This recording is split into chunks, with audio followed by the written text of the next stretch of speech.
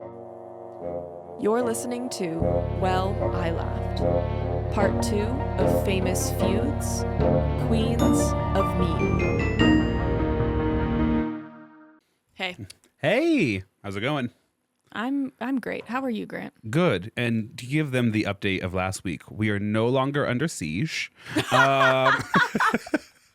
I intentionally try to surprise you sometimes. Scared the shit out of me. He showed up 2 minutes early, and my soul left my body. That's not what I meant by surprise you. He surprised me. I walked in through the door where, had like a beep, beep, beep situation. And then I step in and then one of the dogs greets me, Mo. And I go, hey, you. And then I like take off my stuff and I'm like surprised no one said anything yet. I can't see you, but I'm just like, oh, if they're not saying hi or hello, right, then she must be elsewhere. So I'll just, hello. And so I scream a little and I go, Jesus Christ. I'm not religious until someone just randomly appears in my house. I swear to God. No, I had my little bone conduction headphones on and sound does not travel well in this house. And so I was just like in the kitchen and also just like not paying attention really because I was listening to like this podcast and scared the shit out of me because suddenly he was right the fuck there. And I'm a big person to be just suddenly right the fuck there. You know? You were, so. Yeah, no, 100%. When I said I'd like to surprise you, though, I meant with how we start the episodes. Oh. Well, I mean, in a way that was how we started an episode. Yeah. All right, well, Annie Gittergun, how was your day today? Maya's wearing a really cool shirt if you're on I got it from Uray, Colorado. My day was fine. A lot of it was finished putting together this episode, so... So you didn't have time to visit your chair this no, today? No, don't worry, I did. I make time for the chair, all right? We have to work on our relationship after those weeks apart. They deserve more time. We did. I found that we have... I forgot to bring a lunch today, and I found out that we have just like frozen sandwiches and stuff from Costco in the freezer. And so I cooked up one of those, and we have frozen Uncrustables. Okay. It was a great day. I have to work from the office 3 days next week, and I'm like, of course I would find the Uncrustables 2 working days before I'm going to be in the office. Have a guess who won't eat Uncrustables? Tyler? Of course, yeah. Tyler won't eat it. Yucca is like, I don't know. And since Yucca is his god, it's an app that you can scan food on. He won't eat it. And I was like, it's a fucking peanut butter and jelly sandwich that we cut the crust off of. Just eat the goddamn. And also, they have to stay frozen. We don't even have that many preservatives in it comparatively. And he was like, yeah, I don't know. And I was like, fine, don't take my smashed up while hiking Uncrustables. Yeah. But he wasn't even mad they were smashed up. Anyways, no, he would never. He puts bagels and stuff in his knee pads of his ski suit. He has no room to talk. So then the next day I get a picture and it's just, my bad, I didn't realize I was being homophobic. Uncrustables, huge supporter of Pride. Hell yeah. Shout out there. Yeah.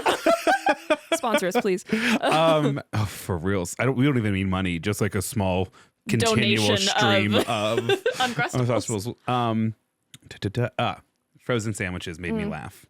It did. Because at the school I used to teach at, we had... in the front office, in the little kitchen in the front office, a freezer that always had individually wrapped frozen grilled cheeses that had already been grilled. So you just had to pop it into the microwave, which was perfect if you ever wanted something molten hot and frozen cold at the same time. Yep. And they were provided to our school, I believe, for free as part of hey, here's kind of a backup food supply. Yeah, something for you to use. Right. If students are food insecure and need something or whatever. Yeah. So I don't know the exact details of the program because that wasn't my job. But as far as I understood it, we couldn't get new ones until the old ones were gone. And so they were very much open to us staff members. Good. And I would start off every school year having completely forgotten about them. And then teachers, you know this. April, you've stopped bringing lunch to school, but we're not to the bounty of May when there's just food in the staff room at all times. And then around April, I'd be like... There's grilled cheeses in the front office. But the really tough thing is kids would see you and be like, what's that? Can I have one? And you'd legally have to say yes. Boo. Ate a lot of those in that small little kitchen. I'm obsessed with that. Yeah. Big thing happened to me today. I got Birkenstocks.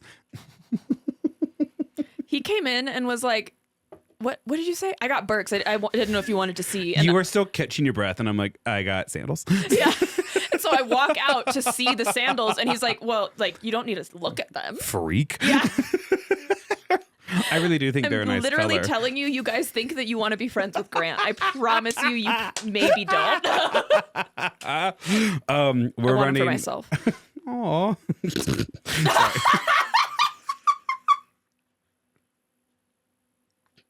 I don't know if that was mean to you, me, or both. But Definitely more mean to you. Yeah, you're honestly probably fair. So I've been helping out with the district debate practice, all of our schools in Right. the district. I don't even mean like Denver public schools. I mean, our national qualifying regions, like half of Denver. We've been sending kids to work on some like debate stuff for nationals because it's better if you have someone to like argue against, right? You can't just run a speech like you could with like a persuasive speech. Like you need someone to clash with. Yeah. So I've been there because we have a couple debaters. Because I help out with tournaments, these like juniors and seniors from these other schools like recognize me, and now that we're kind of in a more informal setting for the first time, they're like able to talk, right? They try to see how much they can get away with, and it is kind of fun to watch my students observe me as I treat other students the way they were treated like in August and September. The like weird, crazy mind games I play with them early on. But now they know what's happening. Correct. Yeah. Just to watch these kids not know what necessarily to do. And I'm not crossing any lines, but I think I'm not like a stodgy librarian or whatever, right? No, and I'm also not trying to earn their approval at all by any stretch of the you get a paycheck. imagination. Right. Exactly. I'm obsessed, frankly. So yeah, like I'm kind of mean a little bit, I think is the moral of that story. Which started off talking about Birkenstocks. Yeah. Have you ever had Birks before? I have a pair, yeah. Okay. So first day, I've had them for like 5 hours. At first, kind of hard to walk in. I hate the style that you have. Really? I have like the one with the toe strap. Because I don't like, it feels like my toes like flex too much whenever I like to keep the sandal on. Sure. On those ones, like I need the toe strap to be farther up on the foot than Birkenstock does, if that makes sense. Yeah. Sounds like I need to really kind of tighten the straps then on some of my Birks. I've been waiting for my foot to build that groove that Birk owners are like so proud of. They're like, look, it's my foot. And it's like, put your gross shoes down. I don't want to see. And now it's going to be grand. I know, now I own one. But like sometimes you'll see Birk owners and they'll be like, see my Birks, and you can see where their freaking toes. It's like 10 toes down, mine, 10 toes all Literally, down. Put it down. I don't want to see your toes. Yeah.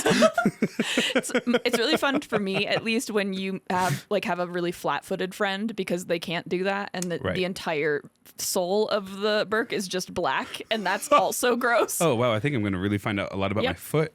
You're going to find out how healthy your arch is real quick. I was on the phone with my brother. I was driving home from debate practice, grabbed socks, and then was driving to here to record because I was in Berks. I didn't have socks. And Griffin was like, "Oh, are you afraid of like the comments you guys are going to get if you don't got socks on?" And I go, "We are afraid of the comments we have already received." And he was like, "Oh, that's." Well, how'd that make you feel? And I was like, bad. It made me feel bad. Good. Yeah. It made me feel like an object, which as a man, very new. But as a gay man, very common. Griffin. Oh, okay. Yeah. So, dear listener, to give you kind of like an understanding on the timeline for you all, last week's episode, we recorded for us yesterday. Because I'm exhausted. Yeah, a little bit. We both woke up and we were like, oof. That was a lot of whiskey. Yeah. We're double recording this week because I will be at Nationals next week. And then we have to double record the week after, because the week after that I'm in Prague, and then we have to double record again before we go to Shambhala. Oh, and then I'm gone for like a chunk of that time too. We're fun. It's fun. We're lucky. But this is our last episode before we go to Nationals. Next time we record, it'll all be in the books and we'll find out how it went. So we've been doing all these practices, and today it was practice at like district debate practice in the morning, lunch with a fellow coach friend in the afternoon. Hey, Ashley. And then individual practices with my own students back at our school today. And we have a child going in one of the acting events, specifically storytelling. They might even be listening right now. They're one of the students who love to bring up stuff from the podcast. And the student is doing the children's book And Tango Makes Three. when those two gay penguins steal an egg and raise a daughter. At one point, the like adult penguin is like, look at its adorable feathers, look at its adorable little beak, look at its adorable little like black feet or whatever, right? Because it's like a children's book. And so we have this child doing stuff for the first two, and then for the third one, me and him have been working for the last 2 days on how to do a death drop. Oh my God. So when he gets to the and my little his little black feet part or whatever, he's going to kick his leg up and then death drop into it. Yeah. Better make him sign something for that knee. No, it's fine. I have power of attorney over him because that's what the district insists on. It's fine. I've decided it's fine.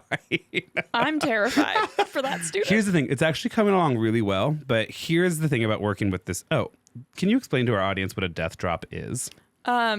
Oh my God. Yeah. Drag queens do this dance move. It's typically drag queens that I've seen do it, especially on like RuPaul's Drag Race and stuff. Like you'll see some drag queens do it at like local shows, but I feel like it's one of those moves that people kind of avoid. Like I said, for your knees.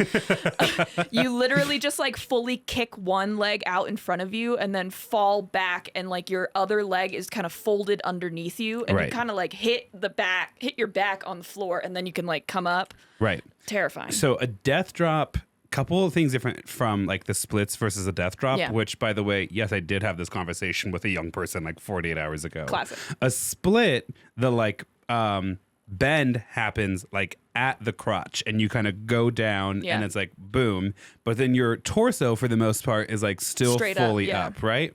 For a death drop, the bend happens at the knee as the left leg usually bends underneath you and the right leg kicks out. That saves you from busting open your pants. Does not save you from the knee surgery you might need in about 2 years. No, but the splits also weren't good. And also he's like, oh, this is going to be so much fun. I've been watching so much RuPaul lately. And I'm like, I'm sure you have been watching so much RuPaul. Yeah. And so today he comes in, he goes, no, look. And so he showed me, and I don't only like kind of like slow walked practiced it with him. And then I'm like, okay, now you need to go practice it on your own away from me because I don't want to see all the times you fail. just fall and hurt yourself. And so he comes in, he does it for a group of people, and they're all like, oh my God, because he's just standing, and then the next second, all of a sudden he's just falling in midair, and he jumped up. This time, he jumped up and he says, I didn't even hit my head this time. Oh Good. My God. And that's when I was like, oh no. I went, oh no, as soon as you said death drop. The oh no was then, in my own mind, immediately followed with, well, it's a good thing we're just adding it for this one tournament, and he hasn't been doing it all season. I don't know what I would do in that scenario if I were judging a student who did a death drop and then like got a concussion or some shit. I am concussed. Yeah. Well, if you're going to death drop, I'd rather you do it in the house. Yeah. So no, it's been really good. We leave on Saturday to drive out there. Woo woo. Yeah. Oh, I forgot that you're driving. That sucks. Lydia and I are driving. Lydia's like a background checked semi-employee of the district, which is awesome. And then obviously we're both on all of the like car rental insurance stuff, so it's all above board. But it's gonna be Lydia and I just driving a pool of children behind us. And the other day we were talking and we were like, yeah, we should probably plan out our stops and stuff like that, just so, like we can kind of figure out where we want to go. And at the same time, her and I sent screenshots of the same thing. And it was Denver to City 1 hours, City 1 to City 2 hours, City 2 to Final Destination hours, like, and like bumps out and just so funny right away. We're the same person. It's fine. Yeah. I love that for you. It's one of those things that just feels so nice when you've said that. It was like when I texted you that one person that I was like, hey, this person that we were trying to find, maybe. Do they work in such and such a town? And you were like, no. And I was like, and I sent a second town at the same time you sent the town that they live in. And I went, yep, found him. Maya's a good friend and an even better investigator. I want her all to myself.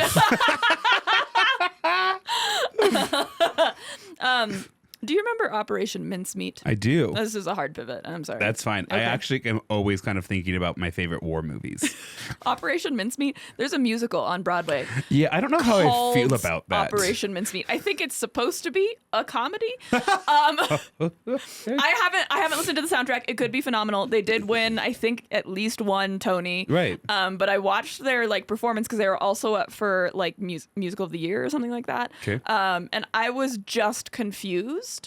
Do you want me to explain what Operation Mincemeat I is? know to you? what Operation Mincemeat is, which made the performance even more confusing.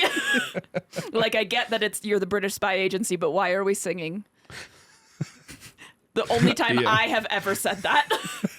Yeah, that's fair.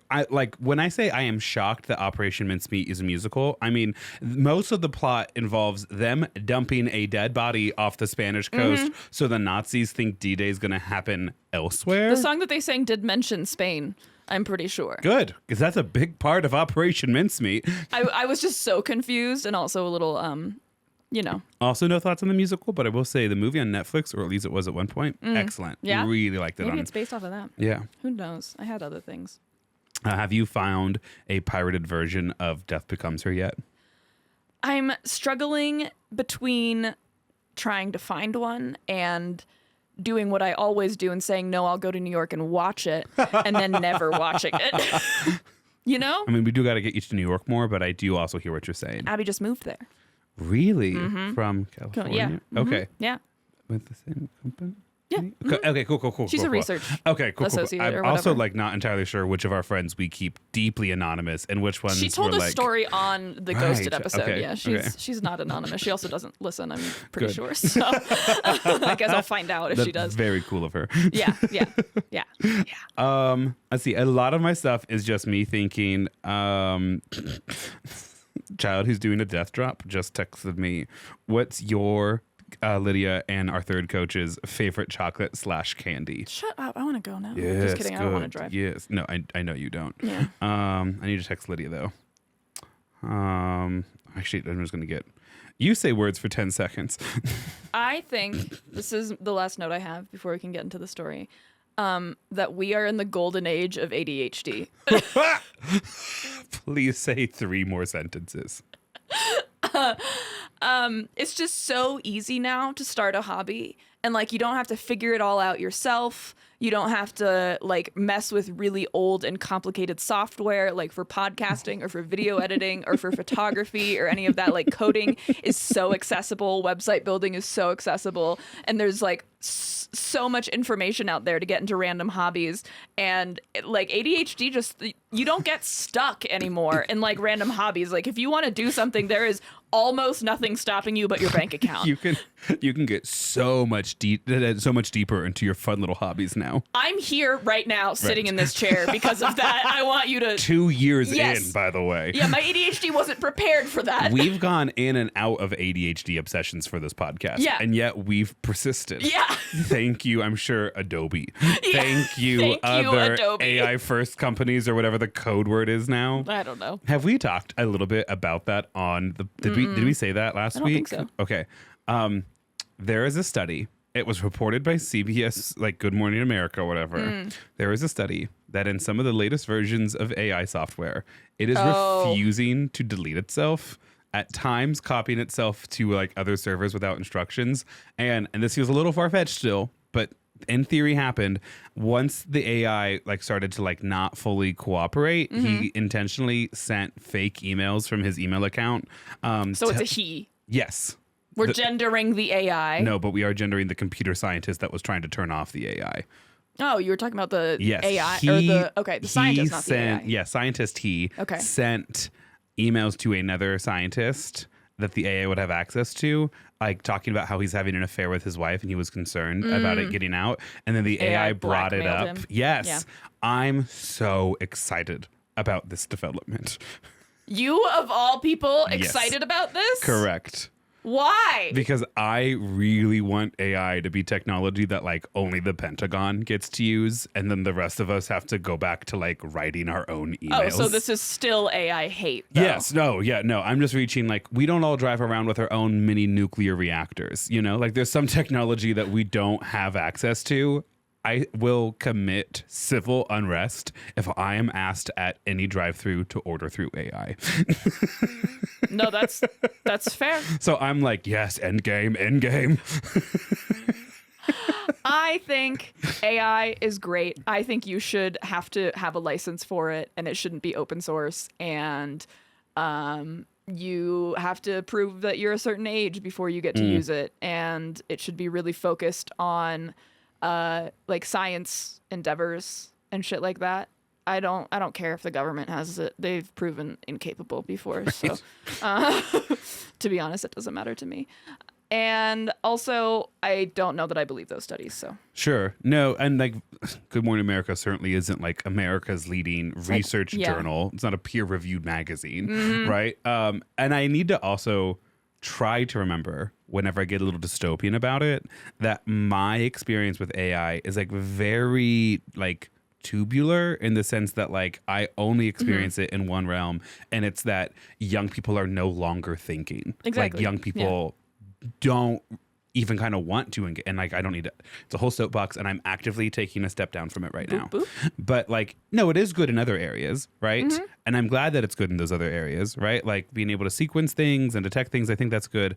I am just concerned that the future I felt like we were promised was that computers would be doing the sucky work like sewer line maintenance, and humans would be doing the cool things like watercolors and poetry. And it's increasingly feeling like it's going to be the way around. Yeah. Oh, and actually, one more thing on this whole topic. It's this great TikTok. And this creator, she goes, sorry, it had just so obviously been climate change. And now you're telling me 2 minutes left in the game, it's robots? She's like, I mean, good for them, but like, I don't know, what a come from behind victory. And the top comment is, don't worry, babes, the robots take so much energy, it's also going to be climate change. Like the two are pretty codependent. Actually, just robots are codependent on climate change. Yeah. So we'll see how that goes. Was that it? Did I have one more story? Oh, speaking of ADHD little hobbies, when are we going to start making mead? Literally whenever. You say the word, I'll buy the things, and we can make it a podcast expense because we'll film making it. How long do we need to let it cook for? I think at least a month or two. Okay, so if we wanted to do Grant Maya mead for the holiday season, we need to start looking at it like somewhere around nowish to August. Yeah, then we can do a tasting. That'll be fun. Write in with questions about how the mead making process is going, so that way we feel guilty enough that we start making mead. Yeah, definitely message us around this time. I think I'll be in Prague. Okay. The last thing I have on my little notes to share with them all is something that we can save for Patreon. Okay.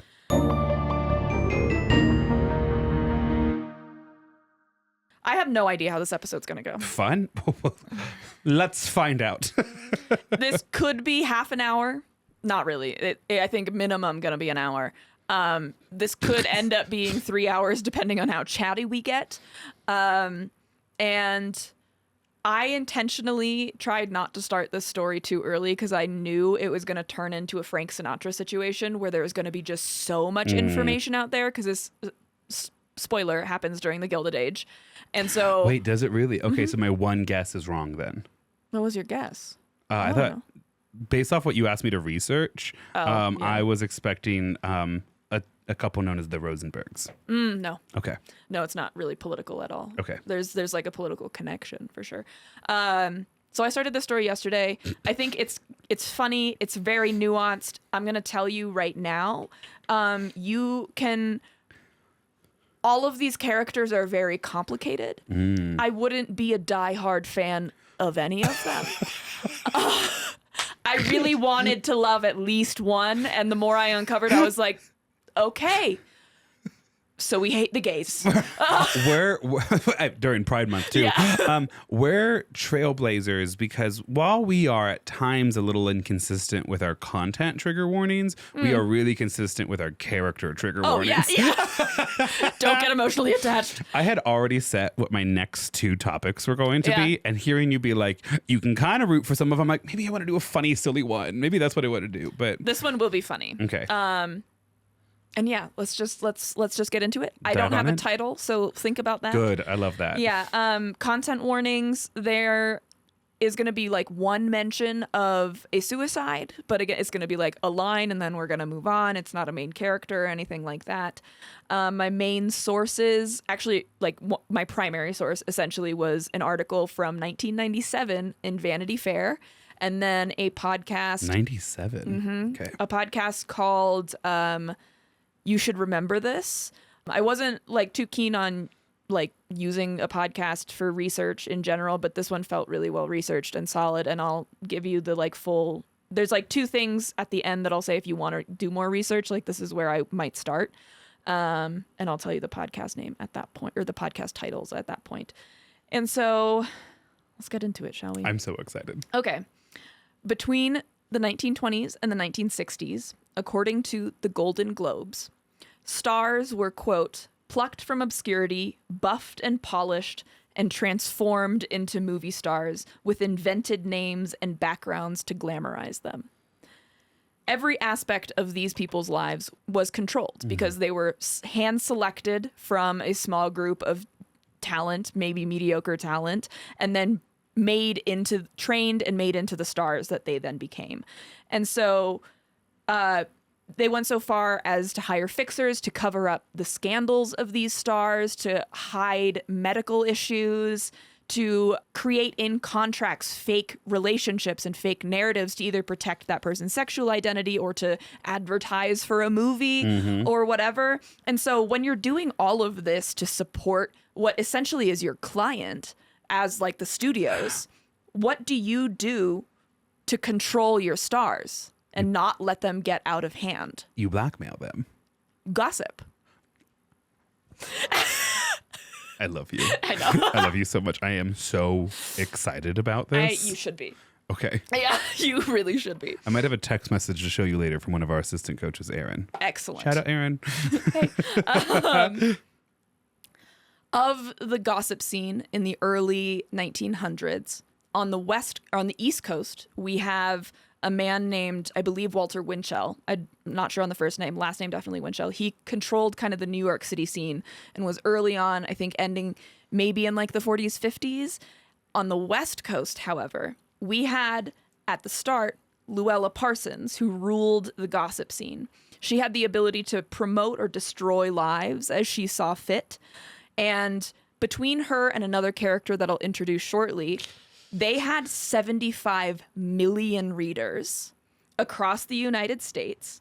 And Bob Hope is quoted saying, their columns were the first things we looked at every morning to see what was going on. I need you to understand how huge that is. If my little brain is like, there's like triangles in front of me right now.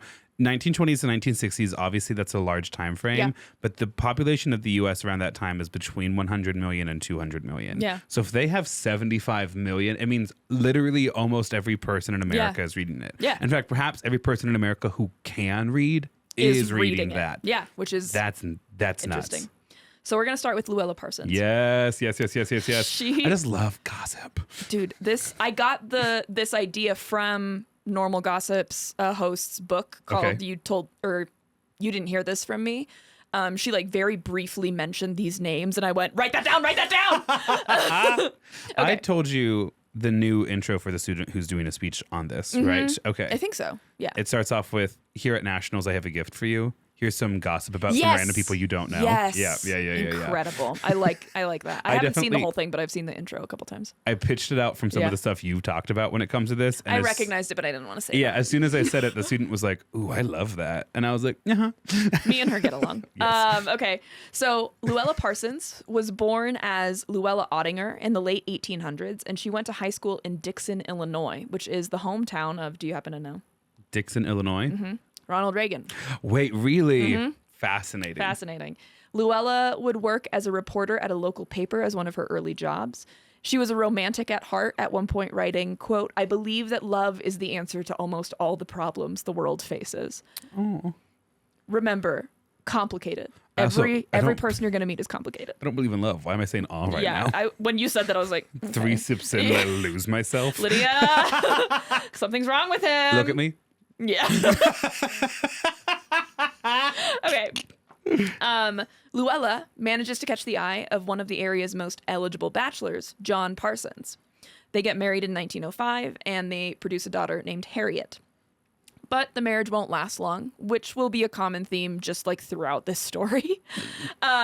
If you look at Louella's memoir / official biography, John died on a transport ship on his way home from World War I. Okay.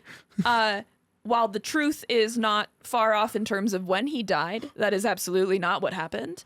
He fell off a transport boat. That's what they say. Just died on a transport okay. boat. Yeah. I'm not sure if he did die on a transport boat or what Louella implies in her memoir is his death is what ended the marriage. Mm-hmm. What actually happened is that he was having an affair with his secretary and Louella divorced him. And this is a fact. She essentially did everything in her power to erase from history later on in her career. Yeah. That's so scandalous. Right? Can I share on this little moment? Yeah. Sorry, if I end up sharing too much and you want me to pull back, you let me know. I'll let you know. I just, when you were like, hey, you could be... Okay. My grandmother on my dad's side got divorced like in the 60s or whatever from my grandpa that like was not a good man. Right. And I want to go to my dad and be like, wasn't that so cool that grandma did that? But then I'm like, isn't it so cool that like either your family got ripped apart and then like everything changed? And I'm like, I can't say that to my dad. I think he is glad with how things ultimately turned out, but that's still not a father-son convo that you have, you know? I mean... You find out and let us know. I just like when women were like, I would rather face social scorn than continue to be married to you. That's yeah. In the like to divorce a husband in the 1910s, women could own property, but they were not allowed to receive credit from a bank. So if you wanted to buy something as a woman and you were unmarried, you had to have the cash to buy it. Yeah. And I do think she is relatively affluent. I didn't get the impression she grew up in any kind of serious poverty. Okay. Yeah. So after that marriage ends, Louella moves to Chicago sometime around 1910. Some of these dates are a little, you can't really, it's probably within like 5 years of what the date actually is. So she'll work at the Chicago Tribune, and then she'll have a stint working as a story editor at Chicago's S&A Studios, where she would begin developing relationships with silent movie stars and other people in the entertainment industry. And then eventually, I believe around 1914, she will start working at the Chicago Record Herald. At the Chicago Record Herald, Louella proposes that they're in Chicago, and right now there is a big movement of celebrities and entertainers moving from New York City to LA. And they are all stopping in Chicago due to the train routes and everything. And they're all going to be on a layover. And so she proposed to her editor that like, hey, I could just go down to the train station and interview these celebrities and write essentially a celebrity like column about their day-to-day lives. She's literally the first Billy Eichner man on the street. Kind of literally, like... yeah. That's what I'm imagining with the tiny microphone. Right. With the, yeah. For 1 penny, name a woman. Yeah. Tell me if this quote was my father or Donald Trump. Yeah. Okay, so I'm actually not sure what the editor said. I do know at some point she will start writing a gossip column. I'm not 100% sure if it's here at the Record Herald or at her next gig. It seems like even if the editor said, yeah, for sure, get on that at some point, initially he was like, no, why the fuck would I send you? No one's going to read that. Anyway, in 1918, the paper folded, so it didn't matter anyway. While she's working at that newspaper, she marries her second husband, John McCaffrey Jr., in 1915. So... Wait, hold on. Yeah. She marries her second husband in 1915? Yep. When did her first husband die? I don't have a year for that. Interesting. I believe, I think there might have been a separation before they officially got divorced, like in real history, not Louella's history. Right. And so I think that might have happened around the time, like exact time that she moved to Chicago or shortly after. A single mom who works two husbands. Job. Because here's the thing, not like the curse of my history education degree. World War I starts August 1914. Yeah. America, she don't enter the war until 1917 and ends in 1918. So husband died, and that's when the marriage ends. 2 years after her second marriage begins. I want you to know, later in life, she will lie about her birth year by over a decade. A literal queen. Yeah. She's all right. When kids go, how old are you, mister? Like, what, 31, 32, 33? I legitimately go, thank you. And they're like, oh. And I go, no, you're dead right. Yeah. Yes. Just thank you for being right. Yeah. People They are judge really my mean. age off of your age, and that always does make me feel good. Yeah. Okay, so she marries her second husband in 1915. She is out of a job, and so her daughter, and her second husband moved to New York City for a job that I don't know if she got before or after they moved there, for the New York Morning Telegraph. Her marriage with John McCarthy crumbles because her new schedule is really busy. She's always out like talking to people, and she has kind of a crazy social calendar, and also, quote, careless social maneuvering, which would alienate her husband, John McCaffrey. You can also read that as she was having an affair with a married man, Hell Peter yeah. Brady. I was going to say careless social maneuvering. I mean, like, I've been to parties where I'm like, ugh, I'm being meaner Yeah. to Danny right now than I should be. But like careless social maneuvering. Yeah, so that's another instance where in her memoir, she was like, we just weren't meant to be. It was right people, wrong time. I was a wild Yeah. stallion. No, it was that. Cimarron, American Spirit style, and he was the U.S. Yes. Cavalry. Yeah. I need to watch that movie again. No, she was having an affair with a married man, Peter Brady. So that's going on in her personal life. And she's still writing, I don't know, she's writing reviews of actors' performances and the entertainment scene around her, right? Can I share? Yeah. Whenever we tell a story and someone's like, and then they were having an affair on their married spouse, I legitimately am always like, how? That's so anxiety inducing. And also, like, when do you have the time? I don't mean anything Yeah. about the anxiety. Oh, I'm I just have like, anxiety. when do you have the time? But then again, like, I don't know. If I had my phone, if I didn't have my phone, I'd probably have Maybe enough have more time for an time, yeah. affair. But my thing is like, I so rarely find anyone romantically interesting. To find two that you would then Side eye, engage with listener, side both eye. of them sounds fictional to me. I don't know what your side eye. That's authentic to who I am. I know, because you also kind of don't even want one. No, So, very unsure I want one. Yeah, exactly. Very unsure I want one. So Louella is writing about the entertainment industry and the people in it, and reviewing the pieces of art that are coming out from these entertainers. And at one point, she writes a very positive review of a performance by Marion Davies. Specifically, we're going to talk about the review that she gave for Marion Davies in 1925's silent film Xander the Great. Okay. The thing about Marion Davies is that she's a mistress to a really big name. Oh. That really big name is William Randolph Hearst. Oh, that's a huge name. Yeah. Patty Hearst's grandfather. Oh, like, say it Yeah. out loud, Bella. Yeah. You have the I'm a killer. You have the last name of a monster. Yeah, he does. Yeah, he does. And he's the grandfather of Patty Hearst. He's the reason Patty Hearst was essentially kidnapped in the episodes I covered about her. And so he's running this whole media empire. He's going to have at some point like film studios, television studios, radio programs, newspapers, magazines. Like his family conglomerate is going to be huge. Whether or not it's fully there at this point doesn't really matter. He's already a huge name. Mm-hmm. And so William Randolph Hearst sees an article that Louella had written about his mistress, Marion Davies, and so he hires Louella.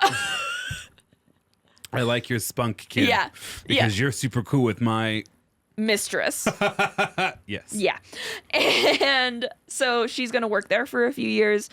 Fun fact about William Hearst that I didn't know. William Hearst had attended Harvard and gotten kicked out Ooh. for a couple of antics, including, and probably not limited to, hosting/sponsoring massive beer parties in Harvard Square. Oh, so he was cool. Didn't know that was against the law. And, get ready, you're going to like this one too, sending chamber pots with pictures of the professors to said professors. Were they full chamber pots? I don't know and didn't do any more fact-finding on that. Good. Yeah. I like to think that his actual full name, well, their full name was like Winklevoss Twins Hearst. Yeah. Yeah. So he was a Yale man. Wasn't a Harvard man, that's for sure. So one source suggests that it was actually very calculated of Louella to be writing about Marion Davies. Right. Because she knew that she was his mistress and that it would get the attention of this huge media mogul. And she's trying to make a name for herself in entertainment writing. Right. And so one particular instance, especially that I talked about earlier, 1925, Xander the Great, she also is applauding Marion's co-star, a woman named Hedda Hopper. Remember her name. She'll come up again. So what is she doing to Hedda Hopper? She's also like praising Hedda Hopper's performance in that same movie. Luella is praising Hedda and Miriam. Got Marion. it. And Miriam, affair with Hearst. Marion is having an affair with Hearst. Yes. Hedda's just like a co-star. We're going to connect her later. But I want you to remember that she's here. Got all the players. Yes. So sometime around 1925, William Randolph Hearst guarantees Louella Parsons a lifetime position as the head gossip columnist. And you can take just about any guess, any stone's throw guess as to why he might have offered Louella this. Aside from any like criminal activity, like regarding her safety as like sexually or like domestically otherwise. Is Luella pretty attractive? Is she a pretty woman? Some people described her as looking like a sofa. Oh. That's a dead ass fucking quote. I don't think she's that And in ugly. 1916, she had 2 husbands and a mistress. And I think she was pretty like attractive. Sofa. No, I think the people that said that disliked her. I think she was attractive, but not a huge. Yeah. I don't know. No, Miriam. Yeah. You know? Wait, so then why does Hearst put her on for a lifetime We're going role? to tell you. We're going to tell you the theories anyway, because we still don't know. Ooh. One source said that Luella's health was declining, partially due to her hectic schedule. It was said that she was only sleeping maybe 2 to 3 hours per night as she tried to stay on top of the beat and everything. And at this point, around 1925, she was diagnosed with tuberculosis and given about 6 months to live. And instead of like acknowledging that and saying like gotta take a step back, she just continued forcing herself to work, and at some point was so sick and still showed up to a dinner party that William Hearst was like, go to this like retreat in Palm Springs or whatever, like the desert air, and like just recover, just focus on you. I've guaranteed you this position. You don't need to worry about like you leaving and not having a job to come back to. I don't know anything about Luella, so I'm going to say this now as a person who doesn't know anything about Luella.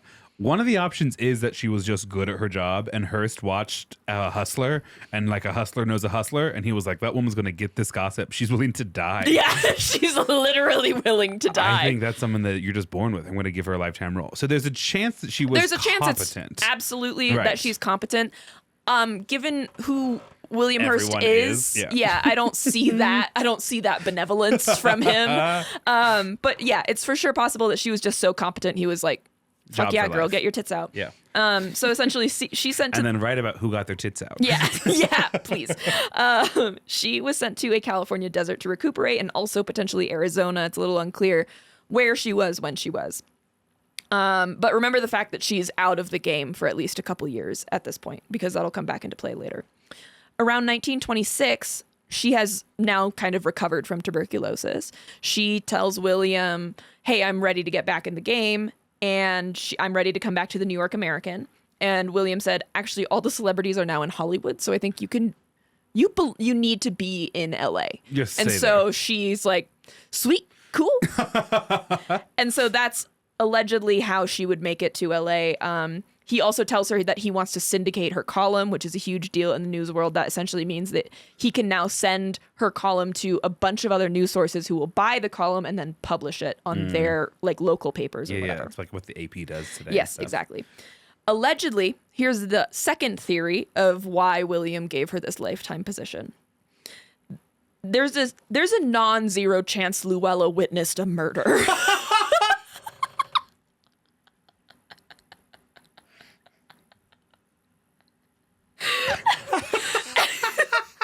Listen, I don't know why I'm shocked by that revelation. Yeah. I'm just so like, maybe one of them's gay, maybe one of them's secretly like Jewish or whatever, because that was like a big thing at the time, right? Like maybe it's multiple mistresses, right? Whatever. Maybe their kids are doing the drink because it's prohibition era or whatever, right?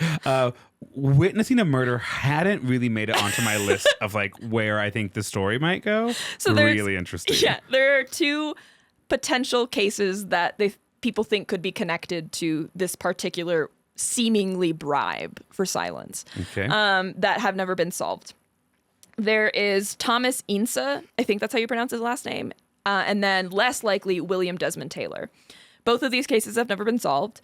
The one that we really think could have been associated with this whole situation was Thomas, because Thomas was last seen boarding William's yacht. As far as I could tell, there could have been news reports that I missed, but the last time I think he was seen was around this time, and this was Prohibition era, and so there's all this dangerous liquor involved, and Hearst, don't it? yeah. And so the theory is William killed director Thomas Ince in a jealous rage on his yacht, which was named the Oneida and would later be referred to as William Randolph's hearse. His name is William Randolph Hearst. William Randolph's hearse. I love wordplay like that. That's so really funny to quite me. nice, you know? I enjoy that. So this director, his name's Thomas. Yeah. Last name? INCE. Okay. Yeah. So Thomas probably gets murdered and or pushed off. There's no body. So, okay, so definitely pushed off. Or with like a heavy shot weight. and then like they brought the yacht back late and then incinerated his body or something like that. For me, one of the worst stories is when you're like, and then they tied a cinder block to their foot and they sank to the bottom, but then the foot detached and it floated up to the top. Horrifying to me. You can't tell me anything worse. I told you that on episode 5. It stuck with him. Yeah, the one where how legs wash up on Washington beaches. Yeah. I think about that a lot. It shaped my understanding of the world. Like, I know we joke that this is an educational podcast. I have learned. There are certain things that really stick with you. Yeah. So anyway, the theory is that Louella knows what happened to both of these men. They think they understand actually what might have happened to Thomas. I believe the other one, William Desmond Taylor, it was known he was murdered, so that makes me think there was a body. I didn't do any more fact-finding on that particular case, though. Anyway, so she's on the up and up, you know? Good for her. Yeah, she's in L.A. At the height of her career, she would write for 7 syndicated columns, including a full-page Sunday spread. And by 1929, she was making approximately $500 a week, which is around $9,000 a week today. Can I just say, as a person who, you know, you and I are in this game, kind of, at the very smallest level, of like the production of content, like that's bonkers. To fill an entire newspapers back then, the Lady size of the Whistledown Swall? shocks me every time. Yeah. That's just a bonkers amount of information to have to put together. Yeah. You and I have access to the internet and a forum to use, right? And we write, you know, like for me, my average story is between like 2,500 and 5,000 words. And I'm producing that once or twice a month. And I'm like, that's a lot. That's like, a lot. We are producing 3-hour-long episodes every week. And I'm like, girl, don't a add whole anymore. page every Sunday plus everything else. So in the listener survey, some of you guys were like, I wish there were more episodes. Maybe you could publish more times a week or like do another podcast. I was like, oh my God. No.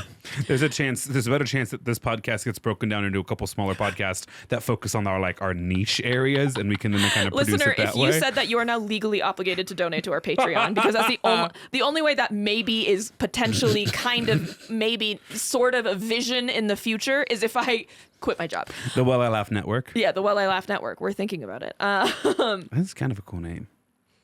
I've been brainstorming because I'm delusional and something's got to get me through the day. Okay, here's the thing. Okay. Quick little question. Okay. It's very related to the story. Listener, Okay. I promise. Since we're talking about like a Well I Laugh Network, it would technically make you like a studio head. Sure. If you were a studio head, Yeah. would you rather do infidelity or murder? Infidelity is so cool, so much cooler. I love a good true crime case. Infidelity's like you got hurt, but no one died, hopefully, you know?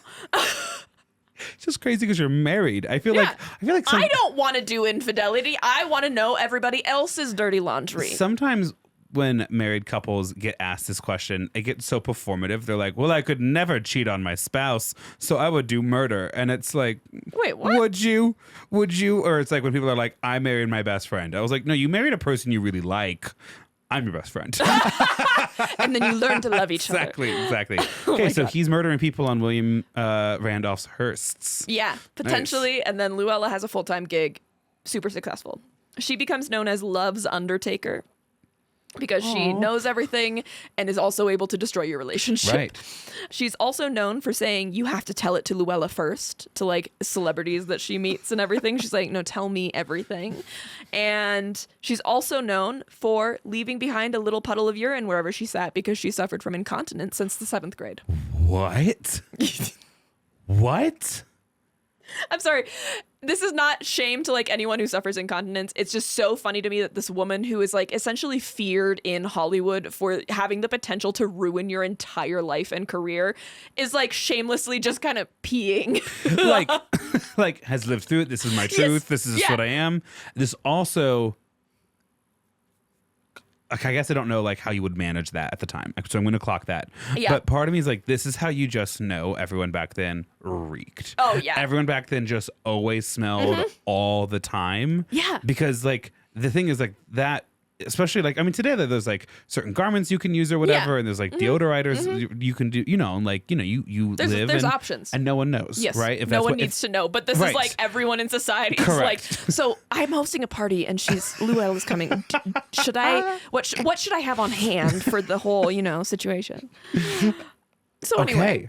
So she leaves a small puddle of urine everywhere. And even with that, she gets a third husband. I love that for her. Yeah. Can I guess? Yeah, sure. Immediately cheats on him. No, I don't think so. Oh, Not that I know of. I guess that's probably good. It feels a little anticlimactic. I don't know if she cheats on him. It's highly possible she did. It seems during this marriage is when either she converts to the Catholic Church or becomes a lot more devout Catholic. She's a late in life Catholic. That's why she was trying to rewrite her old relationships. I'm not Catholic. Yes. But you've heard of the phrase cradle Catholics before? Listen, cradle Catholics seem to have really let their hair down. Late in life Catholic converts. That's crazy. J.D. Vance. Yes. Yeah. So that's why she was trying to erase the divorce. That's the theory. So it's not like she was running for office or like the studio was going to like kick her out or anything. She just was more devout as she was older and didn't want. She's like, now granted, I might have divorced, which in the Catholic Church is very much not allowed. Yeah. But at least it was just divorce and not infidelity. Or I guess Anything it wasn't else. Divorce, it was death. I was a widow. And that's when my husband died in a war that would start 2 years from then. Yeah. And then I married my second husband. Who just left me for funsies. Okay. You know, anyway. He left me. For sure. I don't know. Third husband, she marries in 1930. His name is Harry Martin. He would also be known as Docky or Doc Martin. Oh. Yeah. Shut up. I don't think so. Okay. I don't think so. He is a medical doctor. I mean, there's a chance that I really didn't chase this lead down. I like saw that and I was like, huh. And then I moved on. So Doc Martin, as I'm going to call him, or Docky, allegedly took care of under the table medical care for movie studios. Oh, okay. So he initially was an Army Medical Corps in World War I and World War II. And then in between those, he was just a regular doctor specializing in venereal diseases, sexually transmitted diseases, for those of you who aren't aware. And when he was married to Louella, he would become the chief medical officer for 20th Century Fox.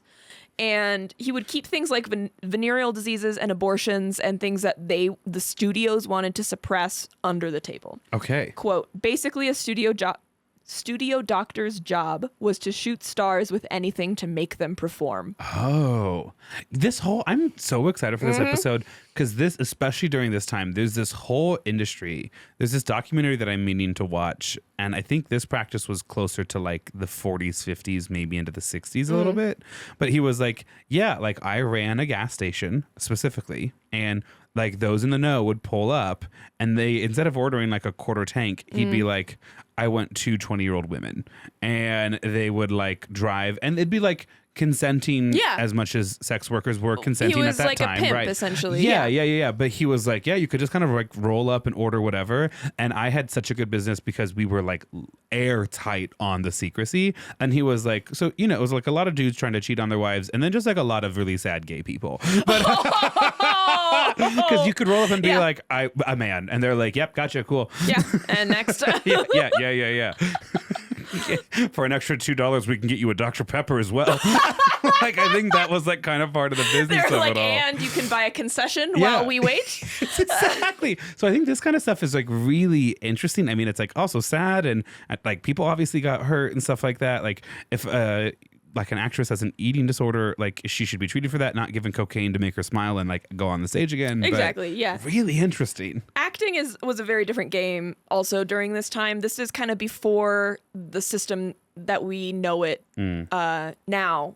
Like SAG-AFTRA, I believe, started in like the 30s or something. So like it's around, but it's not as big of a thing. Like we don't have a actors union really. And so what happens is instead of being like freelance, essentially, where you get like audition and signed on for a project, or in like the case of franchises like Marvel, signed on for 2 movies or 3 movies or however long they want you on there. In this case, you would sign on with the studio. And so the studio would then kind of dictate what you filmed, when you filmed it. And then that contract wasn't really a project basis. It was kind of like a time frame. So like after 10 years or something, they could like reconsider your contract. And if you got dropped, you then are no longer eligible for anything that studio as part of the produces. studio system. Yeah. And so the fact that these studios have such high control over their stars, including up to the point of like, you're pregnant, don't be. Oh, okay. That's going to ruin your whole publicity.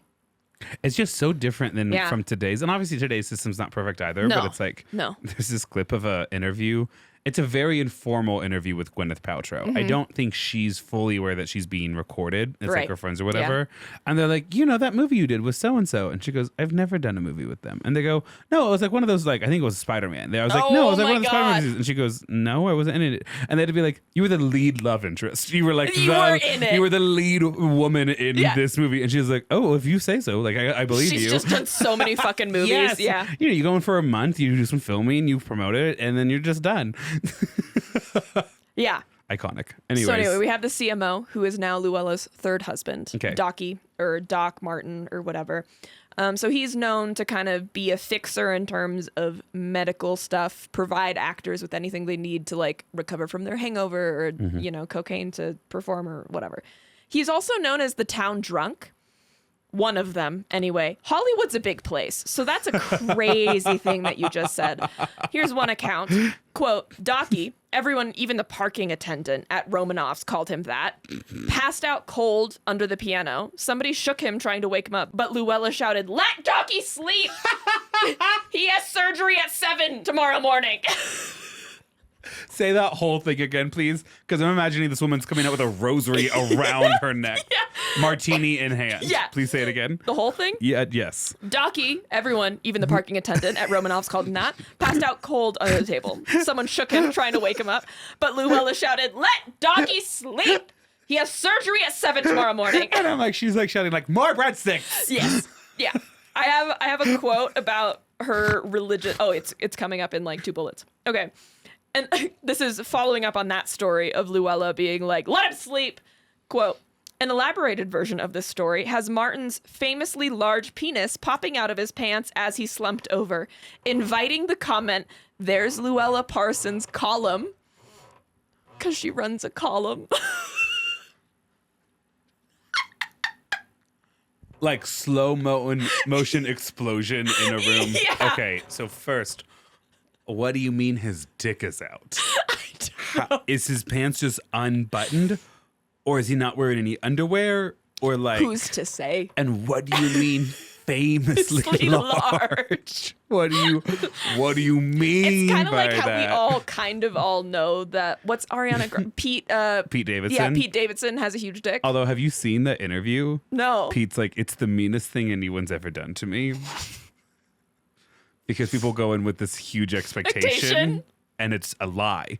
I'm obsessed and with now it. And so it's just every interaction. I should have been nicer to her. Yeah, it's like I think basically like what it is. That's such a mind fuck. I love that. So it's like, what do you mean famously huge penis? If you don't know, Ariana Grande in one of her music videos had like a burn book from Mean Girls, and in it was like writing about all of her exes, and wrote something that was clearly about Pete Davidson, and it said like, he has a big dick or something like that. And since then, everyone's kind of been like, yeah, I mean, he got Kim Kardashian like right after that. Yeah. So I actually kind of keep imagining, like, I can't wait for a meme of Donald Trump holding Pete Davidson's hand in public or whatever. Oh, there's already been one. Good. He's just the rebound guy. It was after, like the day the Elon Trump debacle happened. They were like, he moves fast. Pete, no. Yeah, Pete, no. Okay, so famously large dick. That's, to me, that is so much of that is so hard to believe. Yeah. What's now a lot easier to believe is why Louella became a Catholic. And I think Docky was also Catholic with her. I think Right. he's part of the reason she I became am devout. sure he was like, I need you to be Catholic. And after a couple of dates, she was like, yeah, I can probably I do believe that. in anything. Listen, if this was a Patreon episode. So it said that during this relationship, as I mentioned, Lua became, quote, more Catholic than the Pope. Okay, good. And to give you an example of what they mean by that, quote, every Sunday she showed up for 9:45 Mass at the Church of the Good Shepherd, often still drunk from the night before. Oh, yes. There's no better place in my mind to sober up than a Catholic Mass that's in Latin. I'm not going to be able to understand it anyways. Much later on into the future now, we are going to go back and cover our next main character. But just to kind of cover bold, like high-level points of the remainder of her career. In 1934, she started a radio show called Hollywood Hotel. The show was sponsored by Campbell's Soup. Whoa. And she... What? Not Camel cigarettes? And she started a segment called Sneak Previews, where she convinced stars to come on her show for free to read parts of scripts for their upcoming films in exchange, instead of money, for Campbell's Soup. It only lasted for a couple years before I think like one of the syndicated like overarching gods was like, you need to pay the people that come on your show or some shit like that. This is just the Tonight Show. And so this ended up actually being a phenomenal marketing tool for these actors and the movies, because it actually showed boosted box office numbers when actors had gone onto her show. So I think it was probably part of the template for things like The Tonight Show, Stephen Colbert. Like, I can't explain why, but it's like you're doing this for a can of soup really is like such an interesting angle. It's crazy. Yeah. I mean, marketing genius, I think, in a lot of ways. Louella would eventually have both a house in the Beverly Hills and an estate in the San Fernando Valley. That's how wealthy she became. Harry eventually did die, I think in like 51 or something. So they were married for quite a while. She would start dating songwriter Jimmy McHugh, I think, who was a decent amount younger than her, but not like super, super younger than her. Okay. I think it said towards the end of her career, she ends up writing about like song artists, and it's because her boyfriend was introducing her to like the up and coming artists like Elvis Presley. Oh. Yeah. And so she is, again, a devout Catholic when she is in her middle ages and becomes the godmother to Mia Farrow and a couple other like really famous actors. Side note, Mia Farrow was mentioned in the Frank Sinatra episode because she's one of his many lovers. And she was also nominated for a Tony this year. Like, what? Like literally the Tonys I watched 2 days ago. When I saw her name, I was like, still what living? the fuck? Yeah. Because she was so young when she had that affair with Frank Sinatra. I kind of love that. Yeah, I was I love looking at the that world face we are and I was building like, out in this podcast. like, you were like kind of verbally abused by Frank Sinatra and you're sitting here in this room. Did you see, sorry, not to talk about Frank Sinatra, but it's also kind of related to Doc. Who was Sinatra's like long-suffering wife? Oh, I can't remember her name. But her name? Yes, yeah. Someone asked her at one point, they were like, why would you put up with 109-pound Frank Sinatra? Like skinny ass little Frank Sinatra. If you have small children in the car, plus 30 now. She goes, well, 19 pounds of it was cock. Jesus Christ! That man? He was 13 pounds at birth. We forget about that. So true. Yeah. So true. From a 90-pound mother. Nature, not nurture. No, yeah. So it just feels like kind of relevant to the conversation we're having right now. Good for Mia Farrow. True.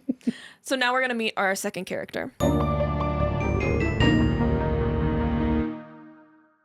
We can cut this. Okay, We can okay, cut in here, okay. right here, if we're keeping the student story. This student at one point said to me, "I wished I could just have an arranged marriage." I can see that from her. She's 16. Yeah. I'm like, how are you already so tired of dating? You basically just started. I had no hope of dating, and so I was just like, just end it. I'm sick of this. Okay, we're back. I was like, you can stay single. That's fine. Yeah, We're back. And our second person. Yeah. We're going to talk about Elda Furry. I keep thinking I'm going to know any of these names. No, well, maybe some of them. Okay. Yeah. Okay. So Elda Furry was born in Pennsylvania. She's like ethnically Pennsylvania Dutch to give you an idea of like geographically where she was. She was born in 1985. As a kid, quickly developed a love of the theater and would run away to join the Pittsburgh theatrical troupe.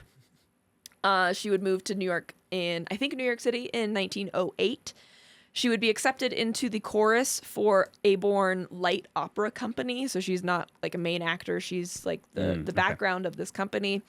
She became known as, quote, the best pair of legs on Broadway. I did try and Google that. It does seem that title maybe belongs to someone else, but also is actually not a title given to really anyone. I think it was maybe like really centered around the time that she was on Broadway. Okay. But she was known for her legs. We love to hear it. Yeah. So while in New York City, she caught the eye of one of the big names in the theater at the time. A real funny girl moment, if you will. DeWolf Hopper. His nickname, at least that she referred to him as, was Wolfie. Oh, and his last name is cute. Hopper. Yeah, Hopper. DeWolf Hopper. He actually did graduate from Harvard. He didn't get kicked out. So he wasn't cool. Yeah, exactly. And he had a way with the women. Quote, he weakened women's wills with his voice, according to Elda. He had been married so many times prior to getting involved with Elda that his friends called him, quote, the husband of our country. That was four marriages, by the way. 4 marriages. Elda was his 4th or his 5th? 5th would be his 5th. Yeah. How old is Wolfie when he marries Elda? Well, DeWolf is 27 years older than Elda. Oh, okay. Yeah. Around the time that they get married. So okay. Much more understandable. Obviously I was prepared for him to be 27. Yeah, and just like gone through everyone. No, he's older. Wow. Yeah. So like best case scenario, what? She's 23, he's 50? Because, okay, so they get married in 1913 and she was born in 85. So that's like 28 or something. 15 plus 13? Yeah, 28. Yeah, 28. And he's 23 years older than her? 27. Okay, hold on. I can do this math. 28, gonna carry the 2. That gets us to 30. 40. He's 55 and she's 28. Good. I can always figure it out when you put it in a word problem for me. I can't. I don't do simple math anymore. She's starting her career. Yes. And he's retiring. Essentially. Okay. Kind of, I Good. guess. Yeah. And so, again, he has a way with the women. He gets her. They get married in 1913. Now, we have a problem. These two are getting married. Mm-hmm. Rather, Elda thinks she has a problem that she needs to fix. I mean, Wolfie's getting up there. He's getting a little older. His mind doesn't work quite like it used to. And so the 4 wives, remember her name is Elda. The 4 wives before her were named Ella, Nella, Ida, and Edna. Okay, so he has a type. And there's a bunch of stories about why she changed her name. One of them being she didn't want to be confused by Wolfie as one of the other wives. Another just being she wanted to differentiate herself from the previous wives. Another one saying that she went and saw a psychic or a numerologist who told her to change her name. Some sources even go so far as to say that psychic or numerologist actually gave her the name she should become, which was Hedda Hopper. Oh. The co-star that Louella wrote about. Yes. Yeah. Yes, so she becomes Hedda Hopper. Okay. The marriage has its good moments for sure. It's definitely not always a happy one, but does come with some benefits for Hedda. Yeah, I could see that. Yeah. Hedda is illiterate. Hedda is such a specific name, too. Hedda. Oh, wow. Yeah. Okay. And she's illiterate. Okay. She does not know how, I believe, to write, especially at this moment, or spell. So he helps her with her diction to help on her performance ability. I don't believe he teaches her to read or anything.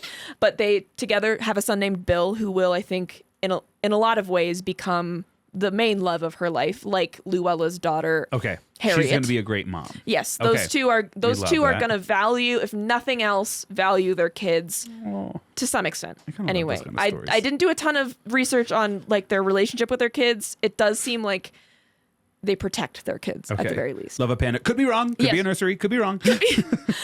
There might be a lot of shit going on behind the scenes, but at least publicly they protected them. Reportedly, DeWolf habitually would taunt, ignore, and cheat on Hedda. And At 55? Yeah. Okay. Yeah.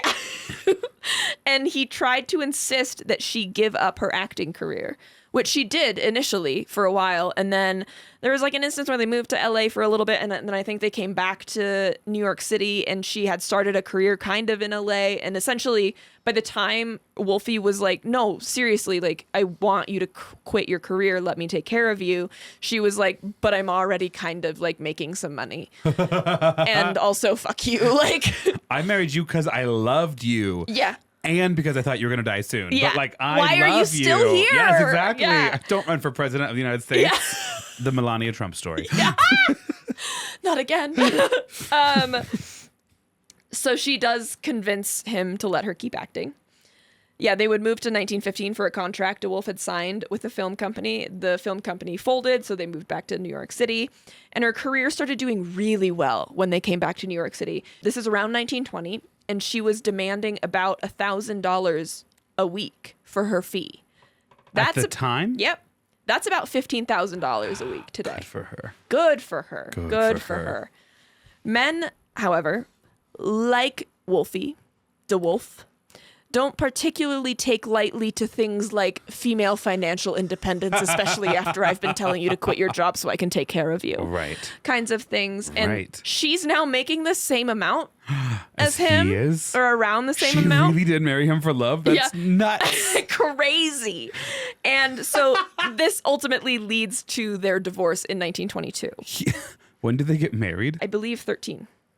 Yeah, 1913. He divorces her at 64 at a time when that's like basically the life expectancy. Yeah. Are you kidding me? So Hedda gets second half of her 30s. Mm-hmm. She's 37 at the time. Yeah. Has her money, has her kid, has her freedom. Yeah. Head and shoulders above the rest. Ooh. Hedda, shoulders above the rest. Yeah, Oh, okay. for sure. I'm rooting for her. Don't. You can root for her in the scheme of what you know right now. Okay, That's great. okay. Okay, That's okay, fine. okay. She divorces from DeWolf in 1922. Louella Parsons is the one that reports on the split in her gossip column. Okay. And okay. breaks it to the world. Just to give you an idea of like the time frame in terms of the entertainment industry, Hedda had known Samuel Goldwyn when he was still known as Samuel Goldfish. What? Is Sorry. That's just a lot of buffering. yes. Fish. Yep, Goldfish. Okay, so not even like a C thrown No, in there. I actually double or triple checked that with multiple sources because I was like, there's no way. I'm like, oh, you mean like Goldfike? Fish. No, literally the word goldfish was his last name. And he changed love it. I think he was going by Goldwyn earlier, but he legally would change his name in 1918. So she knew him early on. There's something really special about living in a country, which obviously has its shit going on right now, yeah. like acknowledging. Yeah. But there's something special about living in a country that a lot of people came here and were like, I actually kind of always wanted to have a different name, Yeah. mainly so like people back home can't find me. And then it's just like True. whatever they want, you know? It's just like whatever mishmash of words. Goldfish? Goldfish. Wonderful. Yeah. And then what's so funny too is like then probably the most like with love random last name that we've ever talked about on this podcast is Winner, and Yeah. her name goes all the way back to the Civil War, Which is like, that's like wild. a whole tiny Yeah. name. Yeah. Yes. She knows Samuel Goldwyn in 1918 before he's legally changed his name in 1918. And so she knows him early on. And if you're not familiar with that name, Samuel Goldwyn, don't worry. I'm going to contextualize it for you in a second. Just know that he's a huge deal and you have seen the product of his Yes, you have. brainchild. You might say you haven't. You're lying. Okay. Hedda, not only knowing Samuel Goldwyn really early on, is also in the first ever movie produced by Louis B. Mayer. Okay. Mayer is also another big name. So if you're thinking those two names sound familiar, that's because Samuel Goldwyn is part of the founding of what would eventually become Paramount Studios, first of all. More than that, Samuel Goldfish started Goldwyn Pictures in 1916. And in that same year, Louis B. Mayer would start Metro Pictures Corporation. Then in 1918, Louis would also form Louis B. Mayer Pictures Corporation. So we have 3 corporations: Goldwyn Pictures, Metro Pictures Corporation, and then Louis B. Mayer Pictures Corporation. And then 1924, all 3 of those are bought and put together by Marcus Lowe, I believe, to form MGM. Yep, MGM. As soon as you said Goldwyn, like after all the goldfish discussion, after that, when you said Goldwyn and I really cued in on the name, I was like, wait, I know that name. Because, so they form like the studio. Yes, Metro Goldwyn Mayer, also known as MGM. If you've ever been to a movie and at the beginning you've seen the lion roar, Leo the lion roar, that is MGM Studios. If you've gone to Orlando or Los Angeles and gone to MGM Studios, aren't they the ones? Oh, no, Universal's is different, right? Now I think they're similar. Yeah, okay. No, Tower at the of Terror, time they is that weren't. right? Part of MGM? I have no Okay. idea. I don't know. Couldn't tell you. So yeah, they're more commonly known as MGM. So that's where Hollywood is at the moment, and that's kind of to contextualize where Hedda and Louella are existing in this time frame. MGM of Hollywood. founds like Hollywood / Studio City, Yes, right? Okay. I believe so, yeah. In 1923, so a year before MGM is officially formed, Hedda would move to Hollywood to accept a contract with, at the time, Metro. And so, despite what should have been the start of a really successful career for Hedda, she's had a great run in New York. She's going to LA, signing a contract with MGM. Trigger warning for mentions of like a power dynamic when it comes to sexual assault. You have a couple seconds. So she's having a great run in New York. She's moving to LA under a contract with what's going to be this huge studio. Metro will turn into MGM. She does not experience what should have been a successful career because she'd refused to, quote, lie down on Louis B. Mayer's well-worn casting couch, if you catch the drift. Yeah. She refused to sleep with him, is what it was. And so she had never achieved stardom. Most of her work would come from being loaned out from MGM Studios for other kind of side projects, or she would model for the costume designer for MGM. What she did achieve during this time is gaining an insider's viewpoint and knowledge of Hollywood, which is going to be huge. So remember Louella got tuberculosis and like had to go on her like retreat into the desert and stuff to recover for a while. So while she's on that retreat, she doesn't have the inside scoop. But she's still kind of writing. Right. And so she relies on Hedda and a lot of other spies she has. And Hedda's like, you were nice to me. Yes. Yeah. And so she relies on Hedda and a lot of other spies to provide her the inside scoop. Hedda would report on everything she heard in exchange for a few lines of copy under Louella's increasingly powerful byline at the time.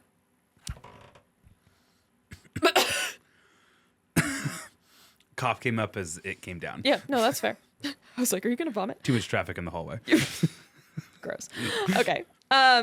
So she's doing this information exchange with Louella while Louella is out of the scene, not able to gain the information for her gossip column on her own. MGM, unfortunately, will cancel Hedda's contract eventually, which would leave her alone with her son. Divorced with no source of real income in a basement apartment in Los Angeles. Yeah. So we're also going to talk brief trigger warning. This is going to be the mention of suicide. We're not going to talk any specific details, but we're just going to mention that someone likely commit suicide.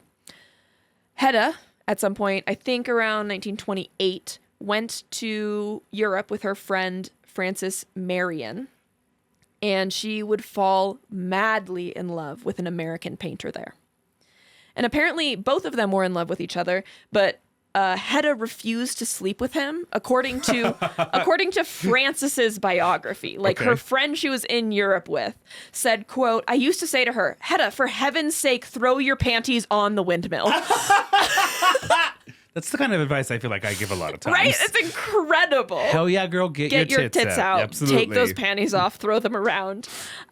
They never, unfortunately, became a thing. The painter even followed her back to Hollywood and would tragically pass, likely to suicide, shortly after. So, yeah. She's like, girl, I'm so unhappy. I don't even want this. I don't even want your happiness. So this is a bleak period for Hedda. She's not getting a lot of acting gigs, and her fee has plummeted. So even when she's getting acting gigs, she's not really making enough money. Pretty meager. Yeah. And luckily, she has a few allies. Namely, Issa Koverman, who was an assistant of L.B. Mayer, one of the bigger guys in MGM. And so Issa, this suggestion I'm going to tell you is going to sound a little bit bonkers. I need you to trust me that she will later have some better ideas. The first one didn't go so well. She convinces Hedda to run for political office. Wait, what's the year? 32. Okay, so women can kind of vote. Yeah. Like they got the right to vote, but like it's very fresh. Yeah. So okay. She, in 1932, obviously unsuccessfully, at least obviously in my mind, given what I know about Hedda so far, ran on the Republican ticket for a county political seat and lost. Okay. She also, among other things, tried to be an actor's agent. She briefly and then her like last ditch effort was she briefly considered becoming a manager for a male escort service in 1935. Oh. How the mighty have fallen. Hedda's handsome men. Wait, brand it. I'm pretty good at names. Brand it. Jesus Christ. Okay. I'm going to come in with a shirt tomorrow that just says Hedda's handsome man. No. Who's Hedda? I don't have the time. And you also shouldn't have the time to make that shirt. That's all I'm saying. What am I going to do? Iron it? Like You're going to dislike her at the end of this episode. I don't know what to tell you. Right, sorry. Yeah. I am just so quick to relate to and support powerful women that I'm just like, she can do no wrong. And I do think they both did a lot of fun things, great things, cool things. Them being Louella and Hedda. But I do think you have to consider the context of the time. I think Louella, I might get a beer with. Okay. I don't think Hedda gets that same grace. Okay. Yeah, we'll talk about it. Okay. Luckily, remember in 1935, she's considering becoming like essentially a pimp for male escorts. In 1936, her luck changes and she's hired by Paramount to work teaching English to a newly signed talent who is a Polish man named Jan Kipura, I think. Okay. Quote, I believe that was the last thing she did before she became a columnist. Oh. Okay. Like Louella. Okay. But like Louella kind of like a meteoric rise. Oh, but she's really good at her job. They're both doing the same shit is what I'm saying. Okay. So, Okay. Yeah. Is Hedda writing at this time while also doing all these other things? No. Okay. There's a very important distinction there. So she's going to crowd the field a little. Yeah. Okay. So while on a visit to William Hearst's compound in North California, I'm not sure how she met William Hearst, but whatever. She's there entertaining guests, one of which being Louella and another one being a representative from the Washington Herald, I believed nicknamed Sissy. And anyway, she's entertaining these guests with, quote, her stream of chatter about Hollywood stars. Okay. And Sissy, the guest from the Washington Herald, tells Hedda, like, you should write what you're telling me right now, because that sounds really entertaining.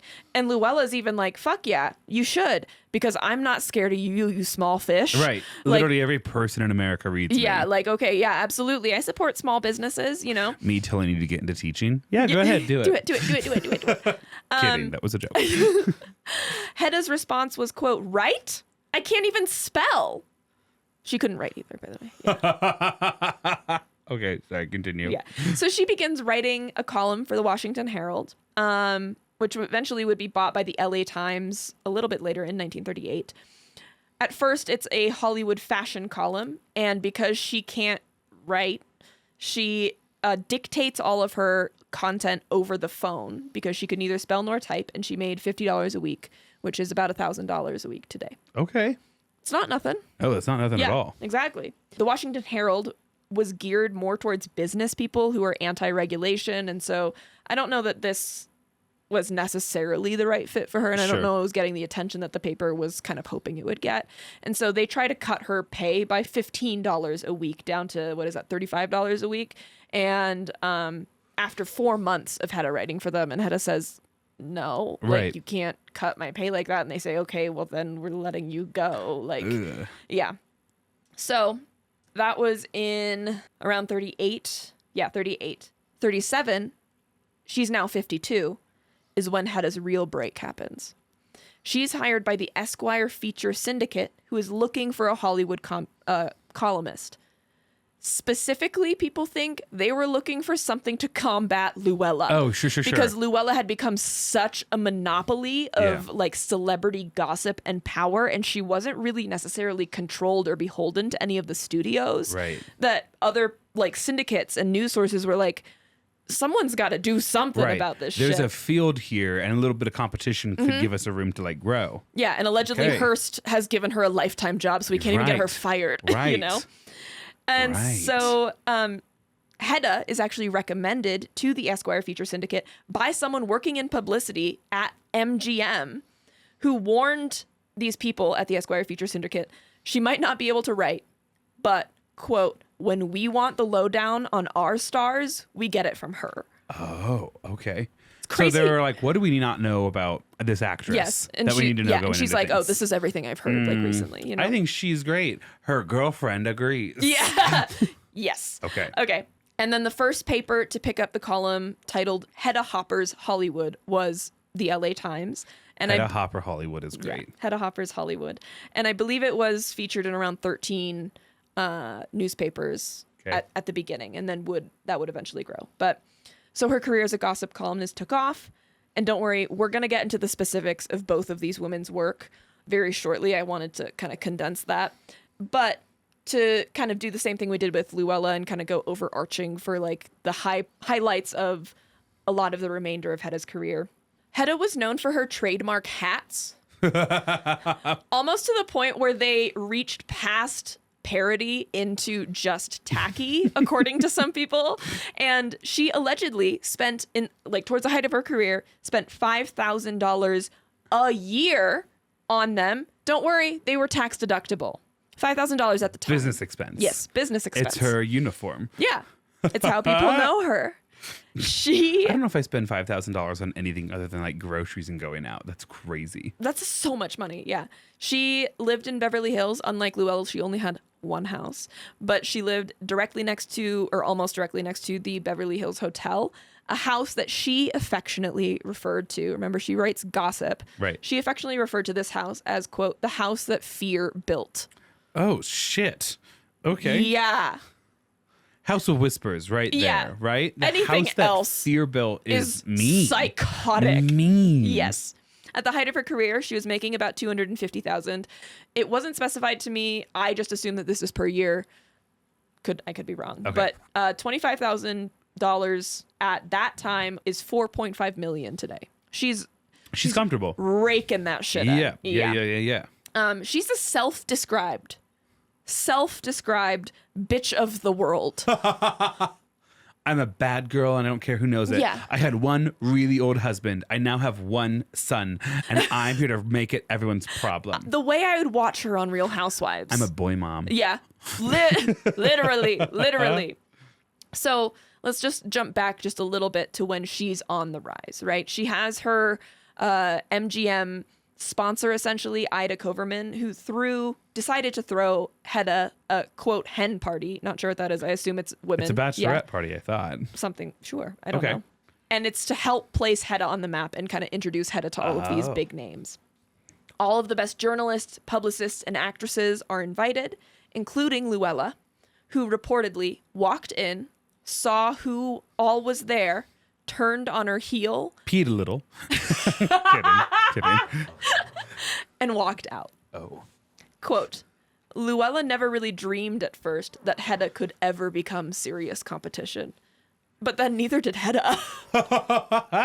And so a famous feud between the two gossips. Yes, I was wondering when we were going to get to the theme. Yes. This next section is called Famous Feud because we're going to cover the famous feud between these two women. And I'm excited for it. Yeah. We're going to start getting into more of how these women operated, how they got their pieces of scandal to deliver to the world, and most importantly, at least to me, because I think it's funny, their relationship with each other. Okay. Because I think it's all really funny. Absolutely. So this first section is more so their relationship with each other. Now that they both are aware that they're both super successful, how are they going to compete in the same industry? So MGM kind of supported Hedda's career. She wasn't hired by MGM, right? But she has her friend Ida backing her up, who is MGM. And possibly this is in part, again, due to offsetting Louella's monopolistic power on the gossip of the town. And so now we have these two studios because MGM is supporting Hedda and then the entire Hearst media empire. And I also believe maybe Paramount, one of the other ones, is also supporting Louella. Okay. The Hearst media empire specifically at this time owns Cosmopolitan Motion Pictures. Quote, the studios created both of them, and they thought they could control both of them. They're just women. Yeah, but they became Frankenstein monsters escaped from the labs. Correct, because Frankenstein's the name of the doctor, not the monster. Yes. Yeah, exactly. So these two studios, especially in the case of MGM and Hedda, had some control over what the women wrote about. Okay. Or conversely, didn't write about. Sure. What was blackmailed? Oh, yeah, what was Or not blacklisted. Yeah, blacklisted. Good word. Good Right. word. Freudian slip, sorry. Yeah. Good, I'm glad. I was actually nervous about you not talking about it. Nope. So, okay, cool. And so there's quote, something called the quote, moral turpitude clause in a lot of these stars' contracts with their studios, which calls for the automatic cancellation if an actor misbehaves. And so the studios are then able to use the gossip columns as like, hey, if your shit ends up in that gossip column, you're done. Right. And so they can also like plant paparazzi or plant spies that they know at places that they know are going to get their stars in trouble, or conversely, the competing studio stars in trouble and cause a whole scene. So they can basically terminate the contract whenever they want. Yeah, nothing. That's how they're controlled, and the actors know that. And so, quote, the studio bosses used Louella and Hedda as a weapon of intimidation to keep their employees in line. But if there was a real problem with the star, they could almost always buy these women off. So if one of these women accidentally found a story, it was more than likely that they could say like, hey. Shh. Here's the thing. That's bad for journalism in general. I think that's actually super fine in this instance. When your journalism is people's It's just lives. people's lives, yeah. Right? Like, get your bag.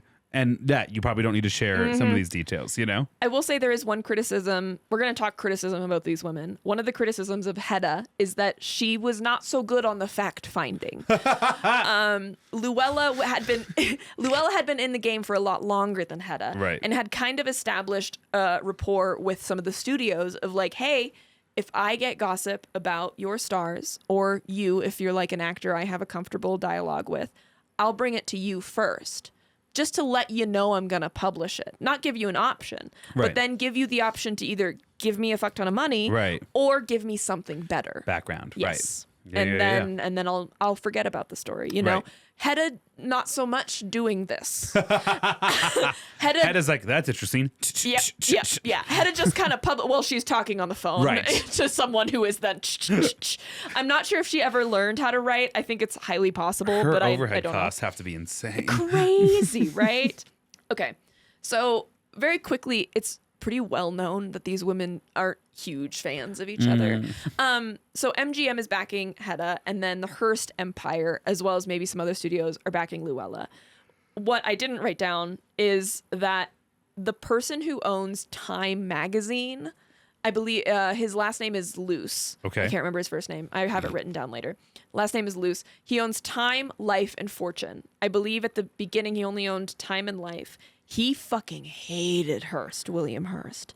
And so you can bet your goddamn ass. Absolutely. He is supporting Hedda. And the crazy thing right now is that we're getting radio at this point. And so a lot of Americans are now listening to radio, getting their news from the radio, and so they're not consuming the paper as often. Right. And so what Luce did is he's like, okay, they might not want to just buy the same news stories that they're getting on the radio. Maybe they want like a Life magazine, stuff that goes deeper into specific topics and specific people. And so that's what Time, it's more of like a in-depth kind of investigation. And then Life, which is more photojournalism, is doing.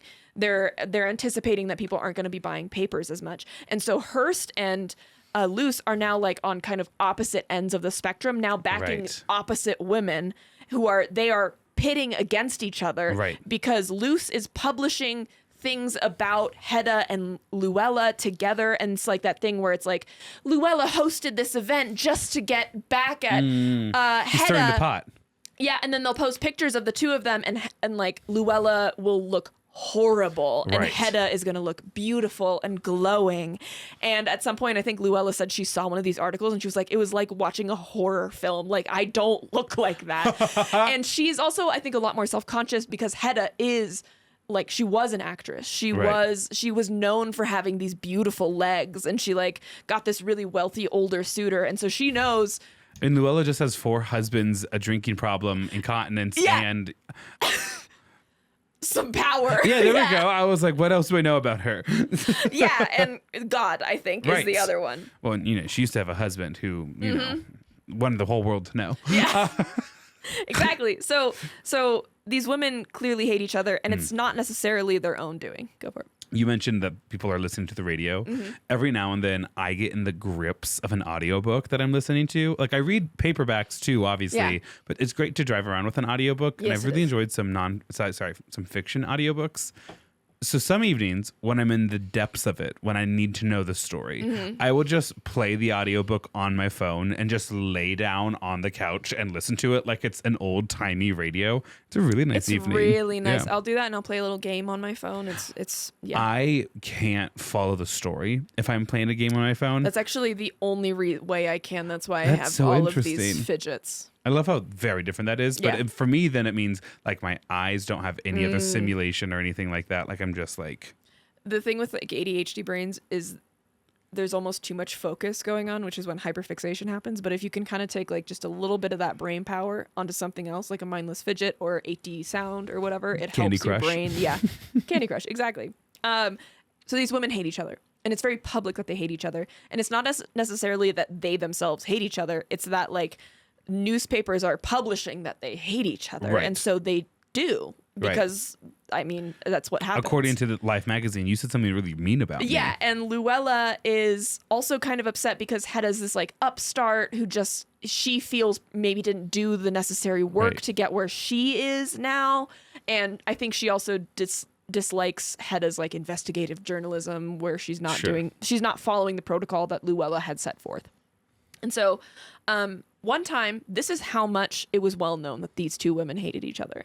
In 1948, they were spotted getting lunch together at a restaurant on Rodeo Drive, I believe Romanov's, the same place that her husband was drunk, and they were like, "Wake him Right. up," and she was like, There's "Let only- him sleep." Only one good restaurant. Yeah, I guess. So this is a quote from the 1997 Vanity Fair article. Actually, I squared it so that you can read it. From Vanity Fair's 1997 article, quote, "The establishment's customers, who probably wouldn't have blinked if Harry Truman himself, who was the president at the time, walked in on the elbow of Stalin, stampeded for the telephones to broadcast the news to the outside world. These calls," Hedda said, quote, "brought in a mob of patrons who stood 6 deep at the bar to witness our version of the signing of the Versailles Peace Treaty. Press agents scurried from, quote, washroom to washroom, tearing hair, gnashing teeth, and awaiting the end of the world." Gorgeous quote. Dude, this article, it's the older timey like journalism writing. This It's like, really so eloquent, dramatic. Yeah. but yes. Yeah, so people just like fucking showed up at this restaurant. They were like, "Who?"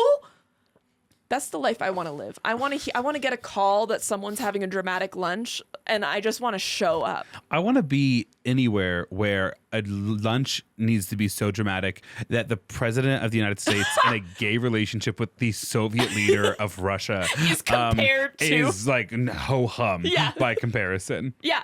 So they have this lunch, and they essentially broker a peace, kind of, Okay. and it was short lived. In 47. 48. 48, 48. Hedda said, quote, "It's wonderful, but it didn't last." Louella said, quote, "So many people say we do not like one another. Who are we to argue against such an enthusiastic majority opinion?" That's her way of saying, I mean, I don't like her, so yeah, I guess Yeah, that's true. I guess I hate her. Right. I mean, you really took that and ran, but sure. And also, these two women are probably fully aware that feuds fuel sales. Right. Right? They're going to read both copies if they think. I do think that they probably did not like each other, but I also think they realized like there's no point in trying to not like each other Yeah. because it's just helping us. I do think it hurt both of them in a lot of ways. Sure. But, quote, "Like so many sworn enemies, they were distorted fun house mirror doubles of each other. The one fat, the other thin, with more in common than either probably cared to acknowledge. Both were from essentially small, sleepy towns that they escaped from. Both had entered advantageous relationships to both just end up being single mothers struggling to support their children at least some point or another in their lives. They both managed to pull in excessive incomes, but also had such extravagant tastes that they were always in debt. Deeply relatable. Yes, same. Politically, they were both, quote, to the right of Genghis Khan. Oh, shit. Yeah. Oh, my God. So really fucking Republican, y'all. Like, Really as we know it conservative. today, really Yes. conservative. And now they know that from last week's episode. Yes, exactly. I'll show you a picture. They also both like kind of got into this business because they didn't have any other options. Like they should have been besties. Yeah. So this is a picture of them in that year, 1948. Oh, but hold on. The blonde one is Hedda. Yeah. The brunette is Louella. They both look like such fun people. Right? Is the issue. Like They're gossiping right now when that Yeah. photo's being taken. Part of me is like, why would they keep inviting these two to parties? But it's like they just already look like such a great time. Oh, yeah. Also, you can tell Hedda had curlers in all day to get that wave. Yes. I'll keep the name anonymous because they're a listener, but the wedding I was at last weekend, You could tell. Sunday. Well, not that I could quote tell Sunday because it was an outdoor wedding. Right. The bride was helping set up the like reception Right. venue. Oh, and she had curlers She had in. curlers and like a bonnet in, and Yes. I was like moved by it. I was like, No, this that's is beautiful. gorgeous. I love that. Absolutely. Okay. Luella and Hedda.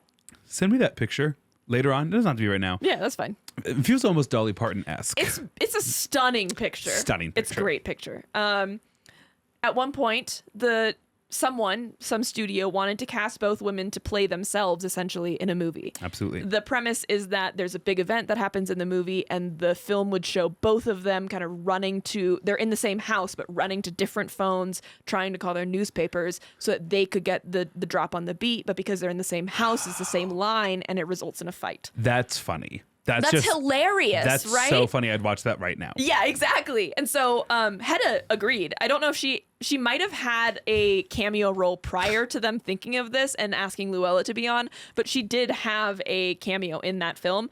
Louella declined, quote, because Hedda was a very good actress and Louella knew she would steal the scene. Here's the thing. Like, I knew instinctually that Hedda would say yes and Louella was going to be Yes. no. But Yeah. Luella would be like, I'm just not going to be as funny as Hedda. Like, she's Yeah. such a personality. It's like, oh, babes. But But you're funny too. and you're also like nationally syndicated. Yes, you're like arguably far more successful than she is. Are actually a journalist. Also, like you can do it. And I know you keep telling me like don't cheer for Hedda, but every time you tell me a story about Hedda, I'm like, this is like a girl living her day. Like she wakes up and she's like, let's take it on. You know, this is a woman making her way in a world as a woman who cannot read in the 1940s. She remembers she's to the right of Genghis Khan. Right. And she has a platform in Hollywood. Right. That's right. Okay. And that helps. I just want you to remember that because I agree. I'm like analyzing individual actions of both of these women, at least in this early portion of the way I'm telling the story. You're Right. just kind of like, hell yeah, girl, get your tits out. And that's why I'm telling it like this, so you can enjoy it without like really thinking about what comes next. But yeah, everyone's really complicated. You do have to remember it's like in the 50s or whatever, Right. and shit's going on. But yeah, they're both really conservative. Okay. I think Louella, towards the end of her life, was getting to be progressive, I saw some sources say. But again, she's a devout Catholic in the 50s. Right. So progressive is still kind of bigoted for us. Anyway, they were 4 years different in age. I believe it was like 81, 85 that they were born in, Louella being the senior. Although both women were known to lie about their age, Hedda used to say she was, quote, 1 year younger than the age Louella claims to be. Yeah. And that's generous because she could claim up to 4. Yeah, exactly. Well, Louella was born in 81 and would frequently tell people she was born in 93. Well, that's not right. Yeah, 1893. I was born in 93. That's over a decade. That's over a decade. That's 12 years difference, babes. People can see that shit.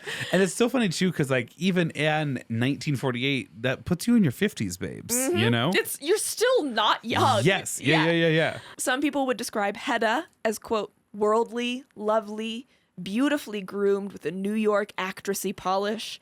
Meanwhile, one person called Louella, quote, that old udder. And another said, quote, she resembled a sofa. Notably, the two people that commented on Louella were men, and the one that commented on Hedda was a woman. So I do think that provides some context. Also, one of the men that commented on Louella was a Barrymore. That does say a lot. Just a real fun context of where we get Drew. And so about a young Louella, just to provide some context to you, she wasn't ugly. She never has been ugly. Like, when she was younger, people remember her being beautiful. Right. There is a quote that said she had, quote, lustrous brown hair and skin that a baby might envy. Like, smooth ass skin. And she was, quote, much more attractive than she was ever given credit for. Okay. And so here's another quote for you. Ooh, fun. From the same Vanity Fair article. Yeah. Quote, the feud between the two women was composed in equal parts of charade, sport, and vitriol. Quote, Hedda was more inclined to see the battle as funny, as a great publicity builder. She understood it was good for business. But Louella really hated the whole thing. And she saw Hedda as a rival in every possible way, even down to the clothes she wore, end quote. But Louella might have tolerated the flamboyantly hatted interloper if her animosity had been fueled solely by professional jealousy. The true story of the famous feud is that it started for personal reasons. Hedda always referred to Doc Martin as, quote, that goddamn clap doctor, aka an STI. Gonorrhea, specifically. And that's what really infuriated Louella.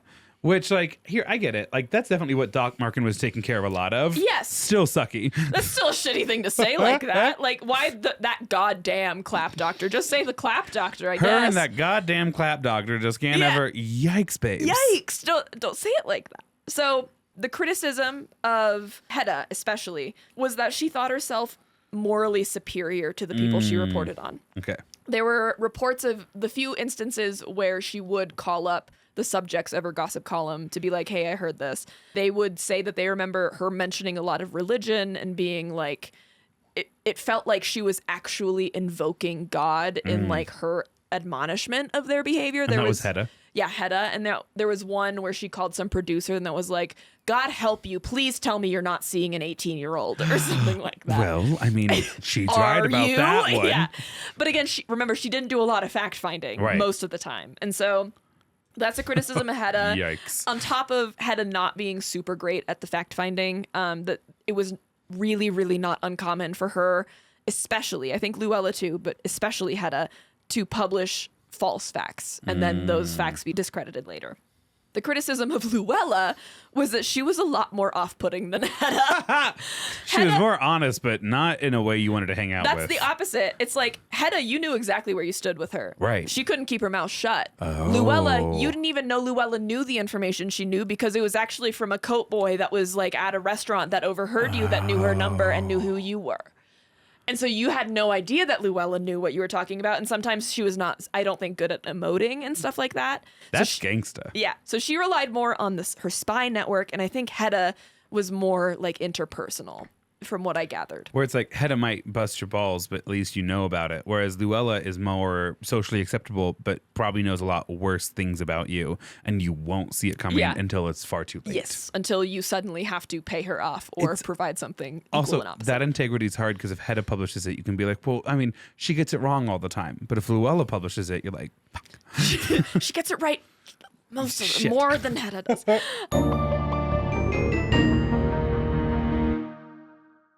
This next section I call Gatekeepers. We're now going to talk about their impact on the industry. So both women had informants all over the city. I do think Louella slightly more than Hedda, but both women had informants. Hat check girls, doctor's office receptionists, florists, studio spies. Hedda would frequently make unannounced visits to her victims just like in the middle of the night. What? To confront them about the information she knew. And like threaten them that if I find out this is wrong, you're going down. Like that kind of stuff. That's messy. This whole story is so messy, Grant. It's so messy. There was one time Louella got word of an upcoming divorce between Clark Gable and his wife at the time, Rhea. I actually think I saw a source that said Hedda also knew about this, but wasn't permitted to write on it due to like the people. Studio contracts, yeah. But Louella did. And so in order to make sure that Louella continued to maintain the upper hand in this scandal, in this drop, and made sure that her article published before anyone else could get the scoop, she kidnapped Rhea until she was sure her story had been released so that no one else could get like insight from a comment Rhea. from Rhea. Yeah. She's like, I'm going to broadcast the details of your divorce. Yes. And you're going to stay here in my basement until I know it's on newsstands. I mean, I know she didn't have a phone, but like... Refreshing. The funnier thing is that she's probably getting a telegram. Right. It's done. Thank you. You can go home, Rhea. Thank you so much for being company with us. I think that's literally exactly what happened. Terrifying. Terrifying. From a talking mattress. Yeah. Sofa. Sorry, that was the word that was used. Yes. So it's not just the famous feud between Hedda and Louella. There's also the feud between the gossip columnists and Hollywood. Right. Because they're directly impacting the talent of Hollywood. And these women are very quickly thought of as the gatekeepers of success in Hollywood. Right. Two major players couldn't really be touched by Hedda and Louella. For example, Louella, I think, had a really strong relationship actually with Marilyn Monroe. Oh, okay. And Fun. I Nice. tried to Google it, and I don't think I saw any instance of her writing negative publicity about Marilyn. That could be wrong, but I do know towards the end especially, she was a confidant to Marilyn, and there's like a very sweet photo, I think, of the two of them. Of Hedda and Marilyn? Hold on, I literally just had it open. You can just tell, like... Hedda really cares. Marilyn has told Hedda something like deep. Yeah. And Hedda looks very concerned. Is like holding both of Marilyn's hands in hers. Hedda also has pearl necklace. Oh yeah. Pearl earrings, giant like diamond wristband, fur coat over her, and then I'm sure a dress that was not cheap. No. She has somehow managed to outdress Marilyn Monroe. She's giving Molly Brown on the Titanic is what she's giving. Yes. Yeah. So they didn't have a ton of power over some of the more well-established people in Hollywood, which means that it's all of the new people, all of the young people that are getting all of the brunt from these two women. And so agents could use the women's columns also as negotiating tools for other studios and deals, saying that, hey, you can see my client's value by all of the times that they've appeared, like even just appeared in these gossip columns. They're being noticed. Yep. There's one young actor who was signed on for Warner Brothers at the time who was told to never publicize the fact that he was being coached by a Russian because they knew Hedda was so anti-communist.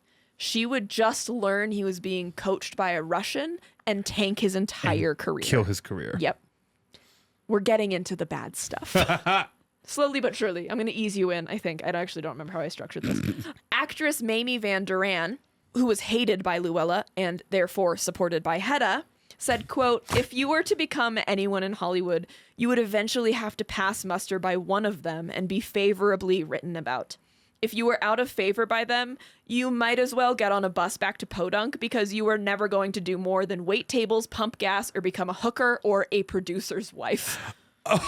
She knows someone that became a producer's wife. Or a producer's wife. Yeah. That's tough. That is really tough. That's a good read. Shit. Okay. So Louella disliked Mamie because Mamie's manager was Jimmy McHugh, who was her boyfriend at the time. The boyfriend after Doc died. Louella pressured Paramount to drop her upcoming contract by threatening to boycott all of their stars and projects, just like never write about any of them. Mamie ended up getting another shot later to sign on. I don't know if it was with Paramount or with a different one when Louella was out of the country.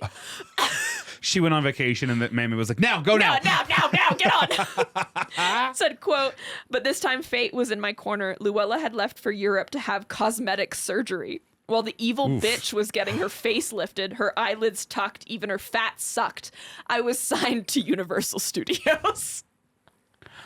I'm sure she had it coming. I don't think she was kind to everyone. She had it coming.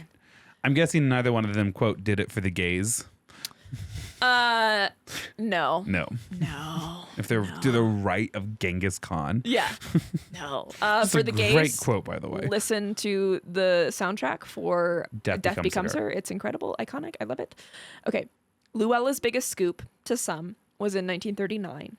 She reported on the split between the, quote, king and queen of Hollywood at the time, Douglas Fairbanks Sr. and Mary Pickford.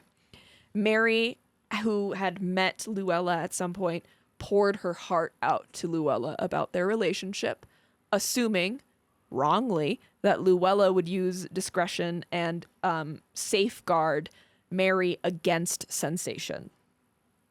That did not happen. Oh, Louella shit. published that shit. Oh, fuck. Yeah. So that same year, 1939, Hedda broke the news that made its way to the front pages across the country. She got a scoop by dropping in on her victim unannounced in the middle of the night. I'm not sure who the victim was, but the scoop that she got was that Jimmy Roosevelt, President FDR's son, who was a Goldwyn employee, An MGM employee. yes, was cheating on his wife Betsy with a nurse from the Mayo Clinic. That's an insane fucking scoop. She's like, I went to his house and I walked in on them and then I reported on it and they shouldn't have wronged me. They should have known I was coming in the middle of the night. How's that a new deal for you, Roosevelt? Yes. Yes. One of the biggest, there's a couple cases. If you Google these women's names, there are a few instances that are going to come up repeatedly. Roosevelt's son makes a few jobs in the evening. I could have done it. up! I could have done You it. could have. It's upsetting. So there's a few iconic scoops that these women brought. Okay. This one's less so a scoop, more so just a thing that she did. But this is one of the iconic ones. Louella, and I also think Hedda, but like in a smaller capacity, tried to prevent Citizen Kane from being released in 1941. Okay. Because if you don't know what Citizen Kane is about, I admittedly have not seen it. I've heard the premise, and I know that it's like considered a masterpiece of American television and film. Citizen Kane was written and co-produced by 15-year-old Orson Welles. It tells a story of Charles Foster Kane as he rises and falls as a publishing magnate.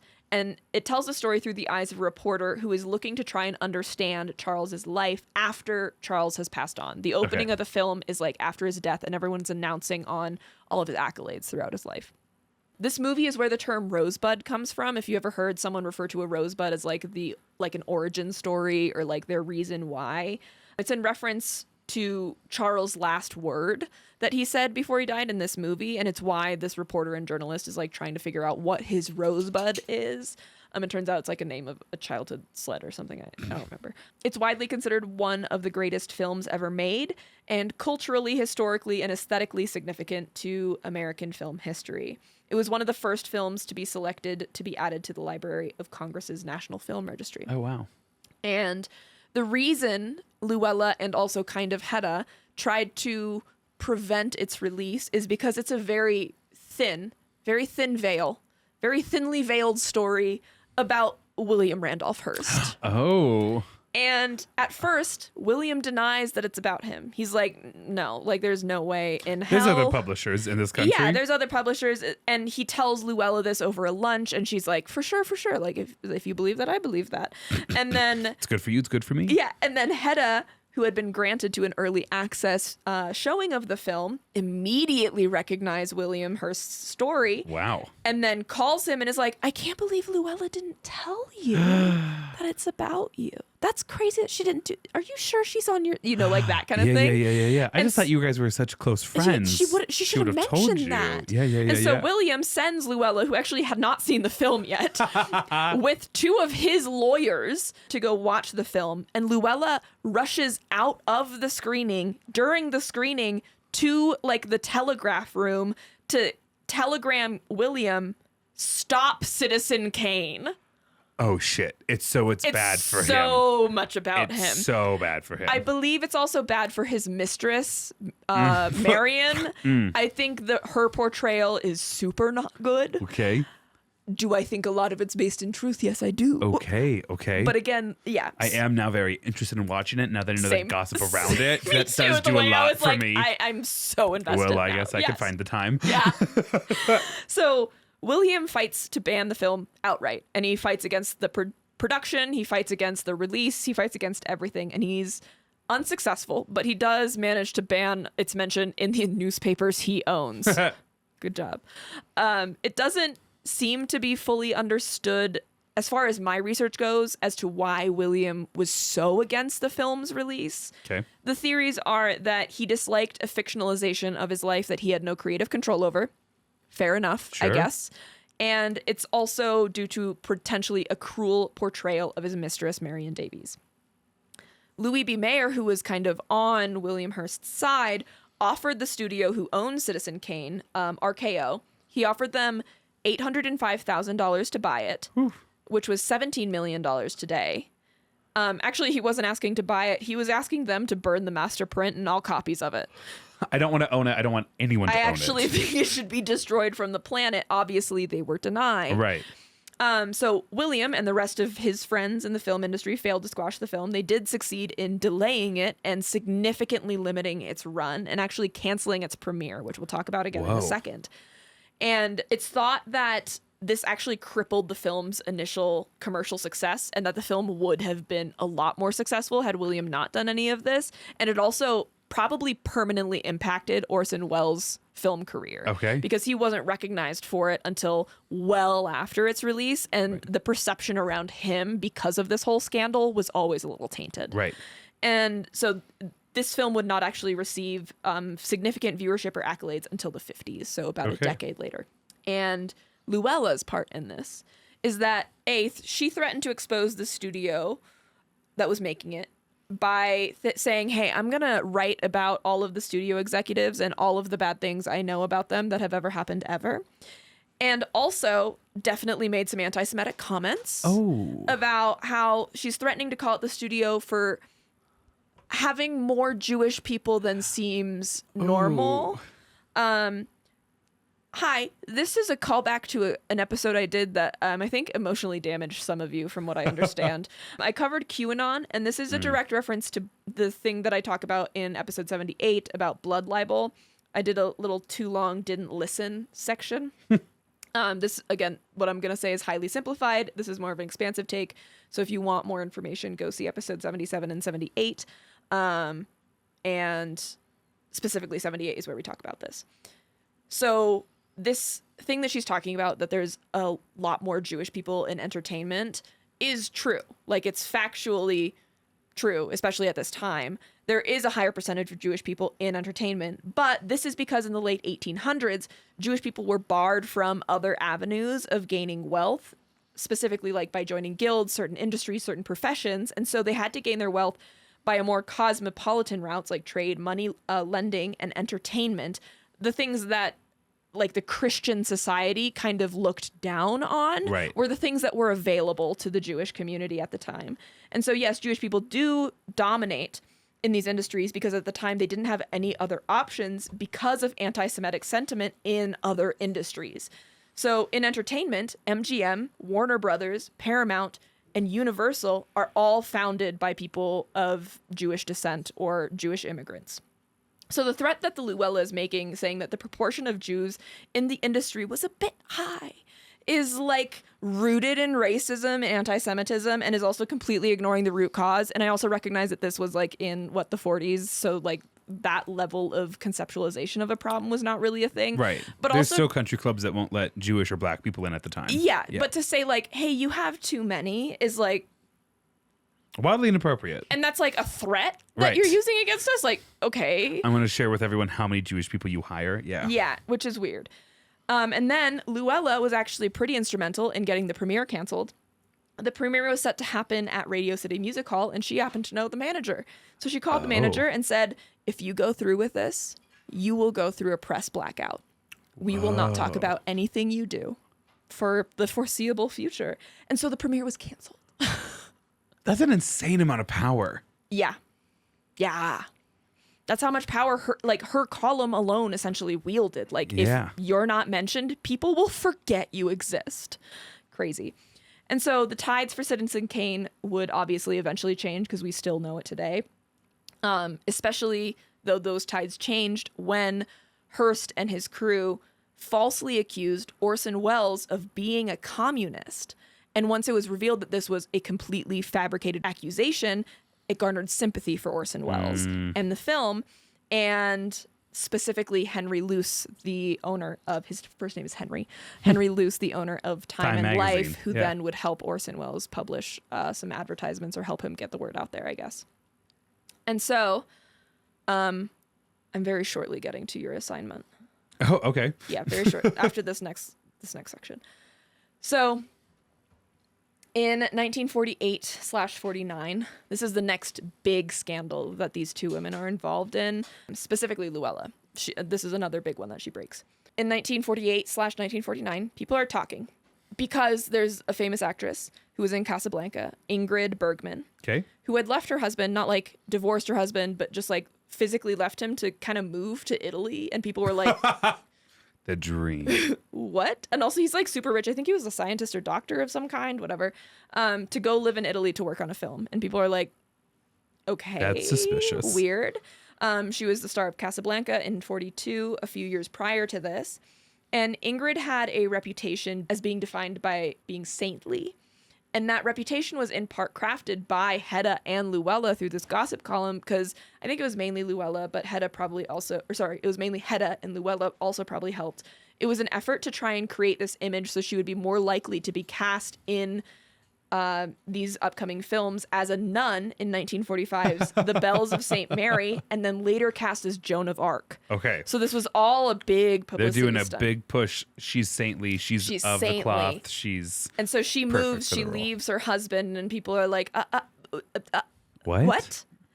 And so the real news comes in 1950 when Louella breaks the news that actress Ingrid Bergman is expecting a child.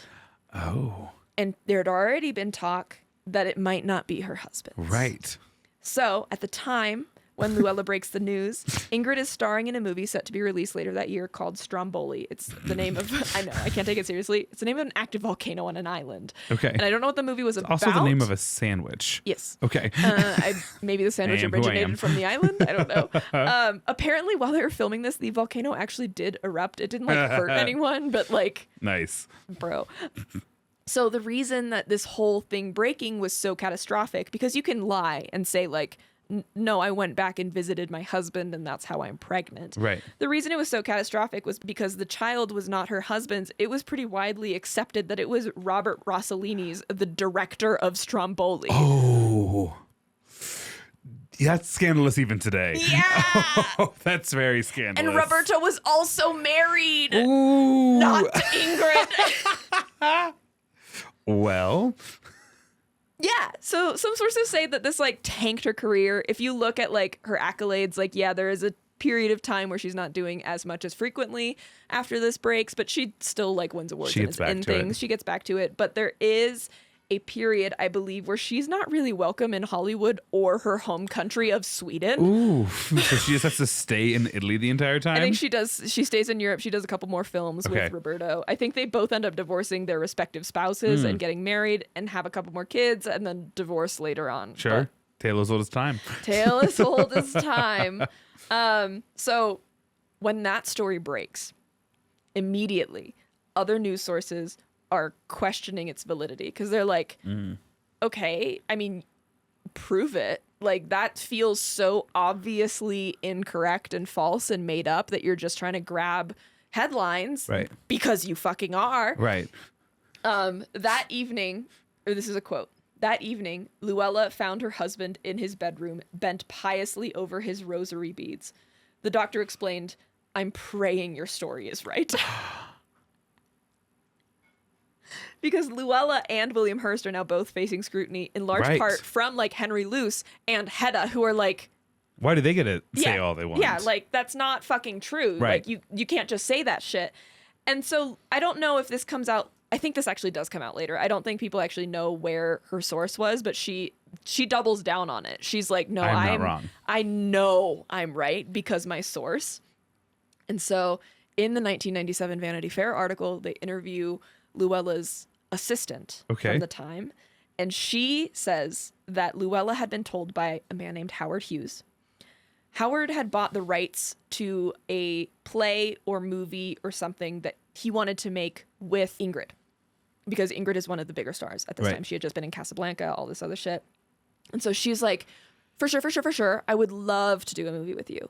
One condition that I would like to add to like my little agreement with you or whatever, you'll produce Roberto's Stromboli movie. Oh, this sounds great. I just I'm so attached to this project. I need to do this one, and it's lacking funding right now. I'm not in love with him. Don't even worry about it. Don't he's even like, worry I about didn't it. ask. Yeah, and she's like, good, because I'm not in love with him. I'm not in love with him, Mom. And so the movie bombed. The studio and him maybe lose money on the movie. It does not do well. But after it releases, he calls her up and is like, hey, time to come to LA to do your end of the deal and do this movie with us. And she says, ooh, I can't, I'm pregnant. And he, I believe, is aware that it cannot be her husband's and like that it has to be Roberto's. Yeah. And so he calls Marion Davies, William Hurst's mistress. I guess he didn't have Louella's contact or whatever. And so he tells Marion and says, tell Louella to publish this. Oh. And Louella actually... He seeks revenge. Louella actually didn't initially publish it, much to, what's his name? Howard Hughes? Yeah, Howard Hughes's chagrin. He's like, why the fuck did you not publish it? Right. And he calls Marion, and Marion is like, if that's wrong, we're actually in serious legal trouble. Oh, sure. That's a big one to lie about, and we have no reason to believe you. Right. And so he ends up having to verify it with Louella and like convince Louella that it's true. Okay. In the end, it's true. Like it's completely Doc's accurate. Prayers work out. Yes. I'm praying that I just praying so your story tired is right. and hungover. My back hurts. Yeah, from carrying around, this whole weight. Okay, so those are the two really big stories from Louella, the Citizen Kane story, and then the Ingrid Bergman story. This is one of the big stories from Hedda. Okay. This is when you're going to start to hate her. Good. Hedda hated Charlie Chaplin, which is to each their own, I guess. I don't know. The silent film star? The silent film star, because of his maybe suspected communist sympathies and or, this is important, predilection for young women. Okay. I don't think minors, to be fair. Hedda, I think, has maybe some trauma around dating older men, and now maybe take some of those things a little bit personally. Daddy and older husband issues. Yeah. Okay. Big time. And so initially it's just, she's like, I don't like that he's preying on younger women, which fair enough. So Charlie is mentioned in Hedda's column quite a bit. One of them is after Hedda is approached by a previous mistress of Charlie Chaplin in 1943. Her name is Joan Barry. And she says, I think that she's pregnant with Charlie Chaplin's child. Okay. And Hedda is like, absolutely fucking not. And like takes to her column, like publicizing all of this and is like saying that we need justice from Charlie Chaplin. And eventually Charlie Chaplin ends up going to like court for a paternity test and like paternity trial or something. And they prove that he's not the father. But they Okay, Maury. But they like then rule that he still owes her child support. What? Yeah. Not the father, but you're the better father than who is the father, so you're gonna pay some of the money still. Like what the fuck? Or just like for being gross and weird. Yeah. There's a penalty. That's some Judge Judy ruling. There's right a penalty there. for that. You got to. A lot of people agree that trial would not have happened like at all if Hedda had not made a huge deal of it in her gossip column. Yeah. And when she was asked, like, hey, you took a really firm stance there. A lot of people are going to have a lot of things to say about what you just said. She was asked why, and to explain why she took such a firm stance against Charlie, she said it was to issue a warning, quote, to others involved in dubious relationships. Fair enough, I guess, This was so effective in Hollywood. One time she was out at a cocktail party, and all she had to do was kind of make eye contact with a producer and go like wag her finger to get him to end an extramarital affair. Hey, I can't see you anymore. She knows. Yeah. Gone immediately. Yeah, just like disappeared. For Charlie Chaplin's part, to get back at Hedda, Charlie himself gave Louella the scoop on his next marriage, who was an 18-year-old girl. So I didn't want to do the math at how old Charlie was, so I didn't. But her name was Ona O'Neill. Later that same year, he is like, hey, I know this will fuck up Hedda's career, and I don't know if I want this to get out, but I am gonna tell your rival so she can get the scoop, and you look like a fucking idiot. Right. Yeah. So that's Charlie Chaplin. So they're all incentivized to be just the worst versions to each other. Yes. Good. Yes. Well, good. And aren't we that lucky for it? Charlie Chaplin he's going to be brought up again in a second. I'm going to remind you, Hedda is a, quote, rabid Republican. Right. She was allied with Senator Joseph McCarthy. Oh, shit. And aided in Ronald Reagan's career. Oh, fuck. She also had an alliance with J. Edgar Hoover. She's picking the 3 worst men of the second half of the 20th century, basically. Yeah. So, Grant, do you want to talk to us a little bit about anti-Semitism and communism coming out of World War II, going into the Cold War? After both of the world wars, America experiences what we call a Red Scare. And Red Scare is a fun historical way for being like, if you wanted the government to take care of your neighbor, we ruined your life. Yes. Yeah. Specifically after the Second World War, when the Soviet Union exists, aka Russia is communist, we seek to weed out communism anywhere that it might be in American society. And the big sponsor of that is Senator McCarthy from Wisconsin, who other senators thought was like stupid and dumb and they hated. But he formed this committee in the Senate called the Committee on like Un-American Activities, whatever. Here's how you already know about Senator McCarthy. In the movie Julie and Julia, about Julia Child's life, and then about Julia Child's life, Stanley Tucci plays her husband, and they get called back from Paris to the United States. That's because Senator McCarthy suspects Julia Child's husband of being a communist. Right. He had instead worked in the U.S. military during World War II and liked Europe well enough that basically stayed and worked for the State Department afterwards. Right. So they are purging a bunch of perceived communists, but they're also just kind of now targeting individuals. So this is also the time of the Lavender Scare, where if you were queer, you were kicked out of government. And then they turned their attention towards culture, and they created blacklists of artists and specifically movie producers who were no longer allowed to work because America had a really strong censorship control over what Hollywood still produced. Hedda was instrumental in creating those blacklists. Right. And so it was basically like, if you were Jewish, immediately gone, both because of longstanding anti-Semitism in America and also because Jewish communities in America were viewed as like vaguely Eastern European, which was then just immediately assumed communist. And so higher ups in some of these organizations who were Jewish were trying to appease the Red Scare and everything so that it wouldn't get turned on them. Right. So you stop hiring Jewish people. You fire a bunch of even suspected queer people. It absolutely pours a bunch of cold water on what could have been a successful progressive movement at like the height of America's wealth after the war. Ultimately, today, its cultural impact isn't felt, but at the time, it's this true reign of terror in America's civil services and in its cultural institutions. Yeah. There's a man who I didn't write the name down, and I don't feel particularly bad about that because in the podcast I listened to where I learned about him, she said he's kind of been lost to history, but you kind of need to understand this to understand the next part. And then I promptly forgot his name. I think it might have been, his last name might have been Connolly. So that's what I'm going to say. It might be wrong. Connolly worked as a reporter and eventually would work at the Hollywood Reporter and essentially started what Senator McCarthy would then read and then turn into McCarthyism as like this whole, like creating a list of potential suspected communists. Right.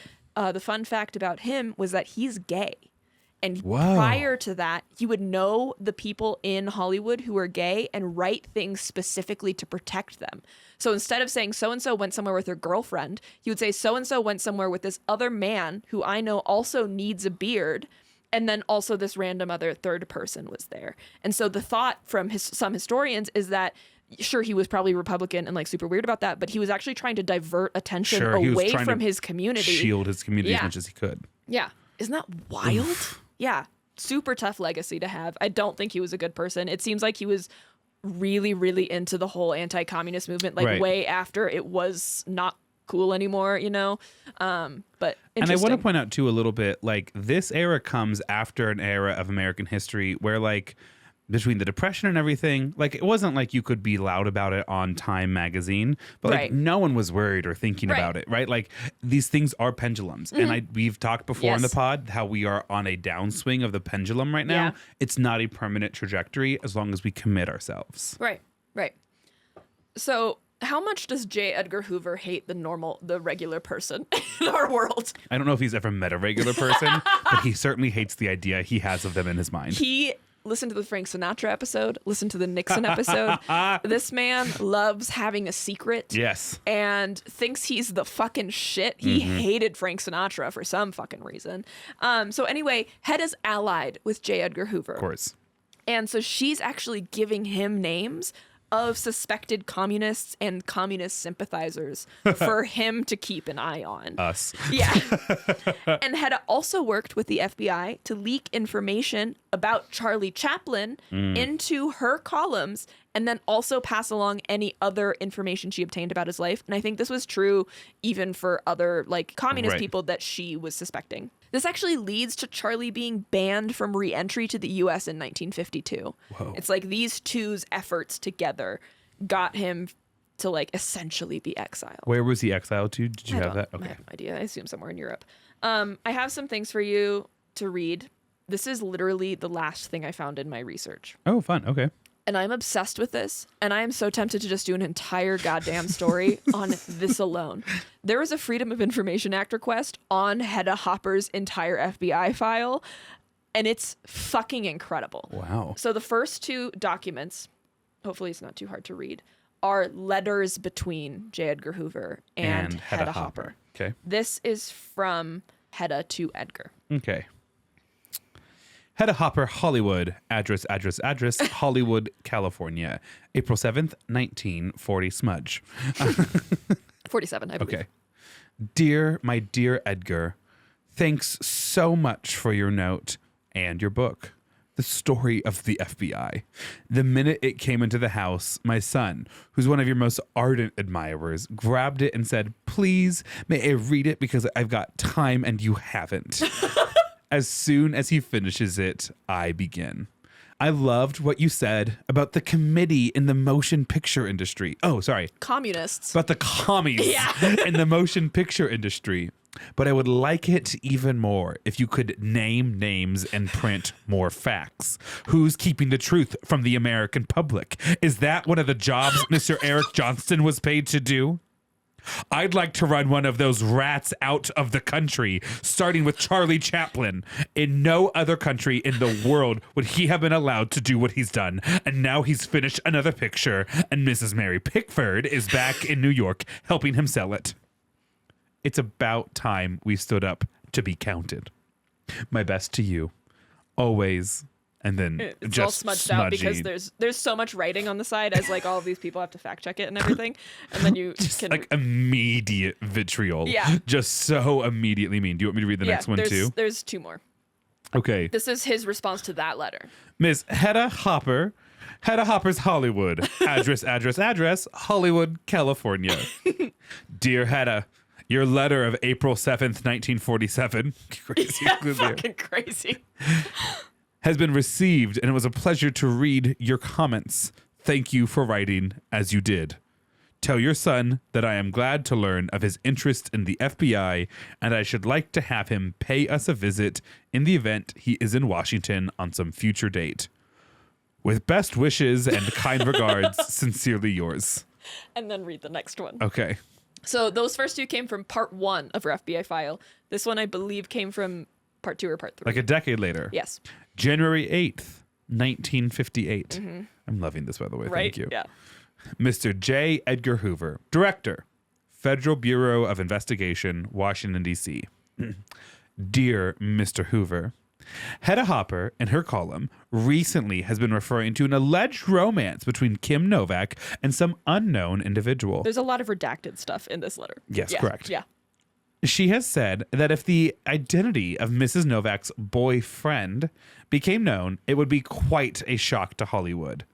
Today, SAC contact, blacked out, advised us that the gossip, at this point, it is strictly that, is to the effect that Miss Novak's boyfriend is blank, blacked out. Yeah.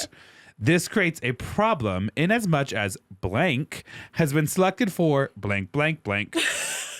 If a scandal involving the two breaks, we might not look so good.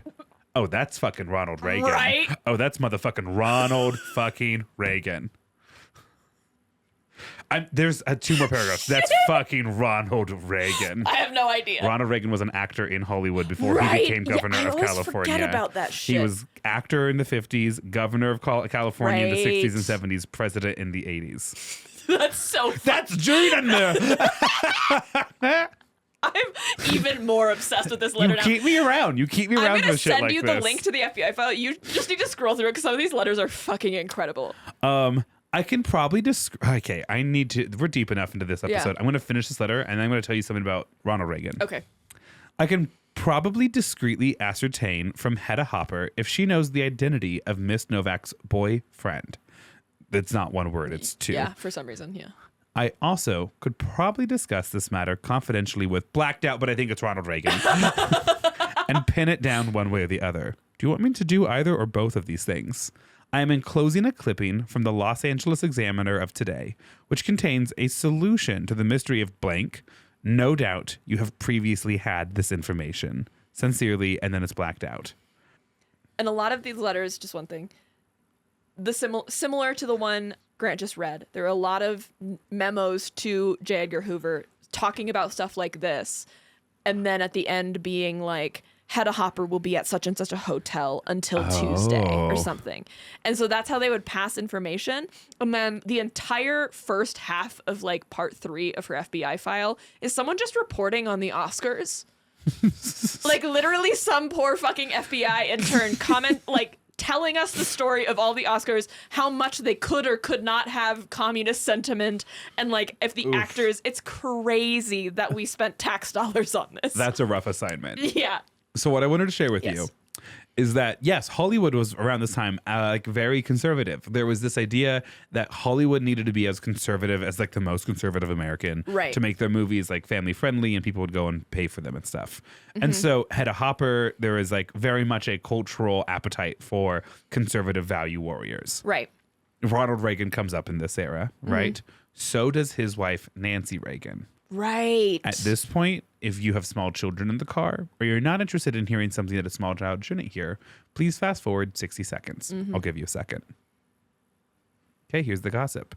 Nancy Reagan apparently famously good at blowjobs. Like in Hollywood, kind of known as the throat goat, which is what helped them. I'm sorry, that seems so crass, and it is. I wasn't ready for you to say that. But it helped them like maintain some Hollywood connections like well into Ronnie's political career. Not because Ronald Reagan was like God's gift to acting, but because Nancy Reagan was popular. Even after she was married and that life was behind her, they still had their friends. In fact, when the AIDS epidemic began in the 80s, a lot of people were really frustrated that Nancy, who had been a part of this community and was still connected to this community, was so silent for them and turning her back on them. Right. Because she had a wild side to her. Welcome back. Sounds like her and Doc Martin should have gotten.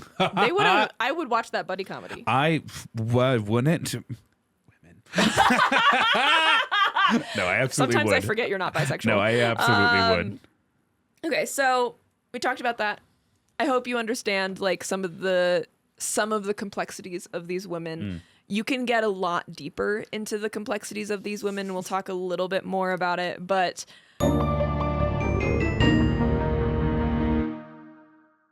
we're going to talk about some success stories. Okay. Right? Obviously history is going to remember the pain of some of these actors and studios that experienced the wrath of these women, or the bad side of these women. However, there was a couple moments where like one of these women would take a liking to an up-and-comer and then like almost single-handedly make their entire career. Okay. For example, Hedda argued for Joan Crawford, who is the same woman who was with Charlie Chaplin. Nice. Okay. Yes, to win an Oscar for her performance in 1945's Mildred Pierce. what Hedda did was unprecedented at the time. She essentially just republished a press release from, I think, the studio or Warner Brothers or something, like announcing how excited they were that she was predicting that she would be a contender because her performance was so good in that movie. Shortly after this, I believe, Joan was dropped by MGM. So now she's just kind of like floating in around. Or no. She published the press release after Joan had been released from MGM. And so when asked why, she said she knew what it was like to be out of a job. Because if you remember her early start, she had been dropped because she refused to sleep with whatever the fuck his name is, because it's not important. The publicity team would then republish Hedda's kind of republishing of their press release as an ad directly addressed to the Academy. Right. And this was the first time an ad had ever been directly addressed to the Academy. So if you've ever seen a movie advertisement that at the end says like for your consideration or something like that, that is typically an ad that has been geared towards deciders of awards. Right. And so this is the start of that. Hedda created she starts the Oscar this. campaigns. Yeah, I mean awesome. the like production company that decided to republish it, but yeah, like actions that she took directly led to that, and directly led to Joan Crawford winning that Oscar and having this big career. Yeah, and having a career afterwards, which is huge. Apparently, also, both women had a truce regarding their children. Before I continue, both women also had success stories. Like that's just one example. There were other examples. I'm just not gonna list all of them because there's so much documentation on these women, like I said. So apparently both had a truce regarding their children. Both of them are single mothers raising their respective like teenagers, adults now or whatever. For example, Hedda was invited to Louella's daughter's wedding. I believe like Louella wasn't about to be like, no, you know, invited to the wedding. Louella wrote positively about Hedda's son, Bill. And Hedda wrote positive reviews about Louella's daughter's work.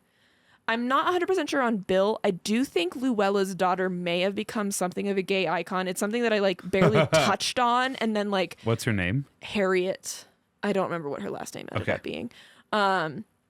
She did a lot of work in film. I think both of them did. I didn't do a ton of like fact finding on either of their lives afterward, but I think she could be interesting if you're interested in looking into her. So they both wrote positively about each other's children. And the latter, the one where Hedda wrote positive reviews about Louella's daughter's work, is thought to be part of that reconciliation that they had at that restaurant in 1948. Neither were afraid to use their powers for evil, for sure, but they also weren't afraid to use their powers for good for the people that they believed to lift in someone up or were related to. So, you know, we're going to talk about the fact that they were both kind of bitches, and then we're going to talk about the consequences of some of their actions that they both faced, and then we're going to talk about their legacy, and that's really the crux of the story. So they're both bitches, right? Both of them are really Republican. Hedda is really, really fucking Republican. Yeah. Hedda especially would ruin political and entertainment careers based on the fact that she might think that they might be communist. Okay. And then, do you remember what happens if someone accused you of being a communist or a communist sympathizer in like the McCarthyism, Red Scare You lost era? your entire career. Yeah. And then you would also be brought in front of the Committee of HUAC. Un-American Activities. Yes. HUAC is the acronym. Yeah. It's like the Salem witch trials, essentially. Like you would get brought forth and either have to like be loyal to the government and like sign things, which a lot of especially Jewish people did at the time to like avoid any kind of extra scrutiny. And it was like, give me the name of other communist sympathizers. And you would have to give your name of other communist sympathizers. Hedda, there was more than one occasion where she would complain, particularly J. Edgar Hoover, being like, I know people that lied in their testimony. They're definitely communist and they said they weren't. And stuff like that. And it's like, bitch, fucking chill. Like, it's not that deep. Like, I want to ruin more people's lives. How can I do that? And also, like, that just shows how problematic that system is and why, like, it's literally just he said, she said. It's people trying to save their own asses and then bringing other people down that more than likely aren't fucking communist. And whatever. And then there's also the issue of both of them being kind of anti-Semitic, saying some anti-Semitic things, just because of the times, like not to okay it, you know, but like it was Louella who like talked a lot about. I'm going to talk a lot about how many Jewish people Jews. you have. Yeah. I think Hedda also probably made some comments similar to that. So they're both just like very not great. One quote from Parsons, I didn't actually look at the context. She called someone swarthy Mexicans. Oh, that feels like something that Judy Blume would say. Not Judy Blume. Lucille Bluth would say in Arrested Development. Yes, holding a martini. Yeah. Look at those swarthy Mexicans. Like they are ruining my roses, or what like is it? Something. Not Cinco de Mayo, it's like Cuatro de Mayo. Yeah. Both women also disliked the LGBTQ community pretty heavily. They also disliked interracial relationships. There was one quote from Hedda, I believe, that was so unhinged. It was just like, I mean, I'm not racist because nothing matters about your value when it comes to like race, creed, or religion. I just don't think we should all mix, especially if a white person is there. And it's like, bitch, what the fuck? It should be known, Hedda was like her main fucking issue. Like, yeah, she was problematic in all of these other areas. Her main issue was communism. Okay. She would die on that hill if it's the last thing she fucking did. Louella's version of communism, as it was for Hedda, was divorce. We hate ourselves the most. She actually was so torn up about it because she was like, but I'm writing about it. Like, I'm publicizing divorce.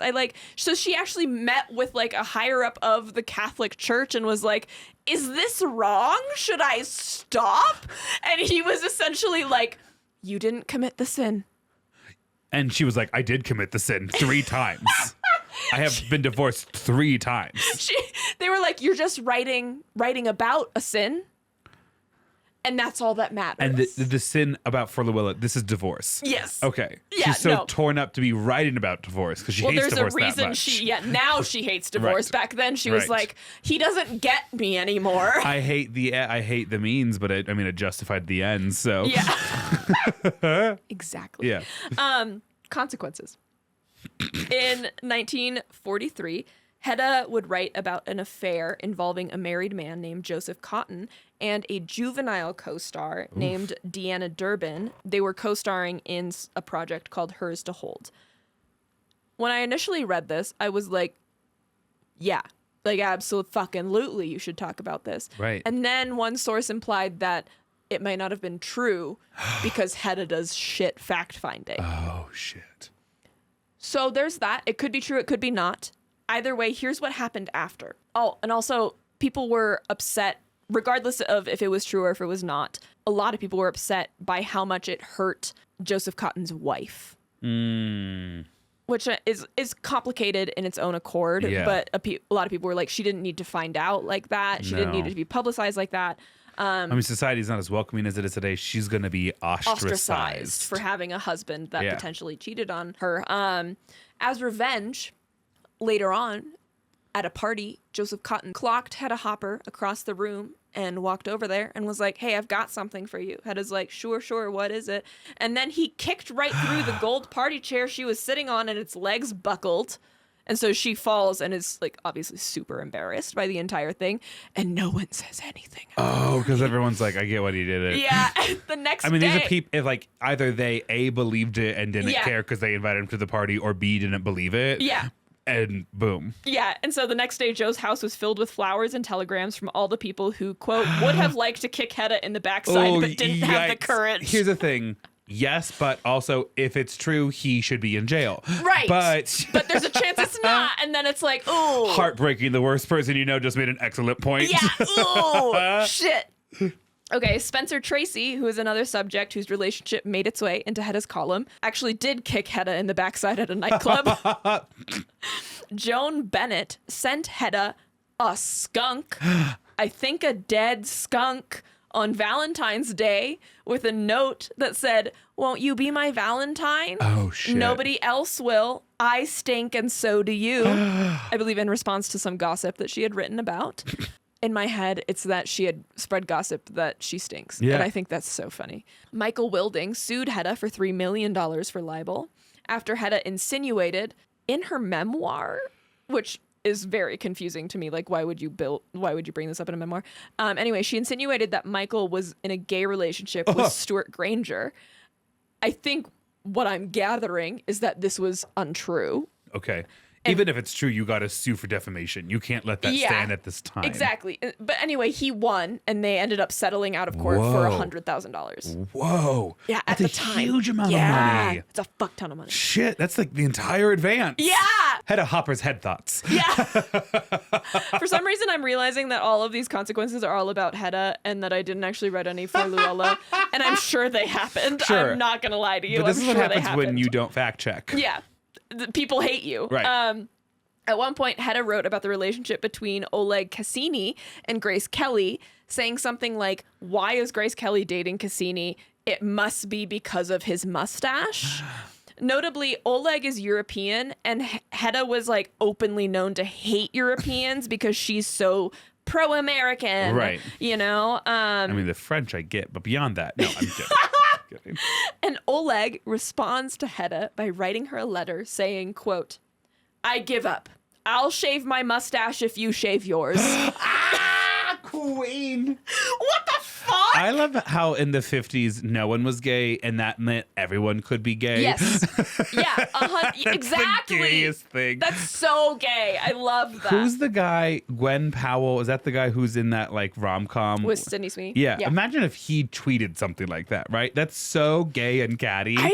Yeah. People would be speculating about his sexuality immediately. Imagine if Dev Patel said it. Just like another reason to want him.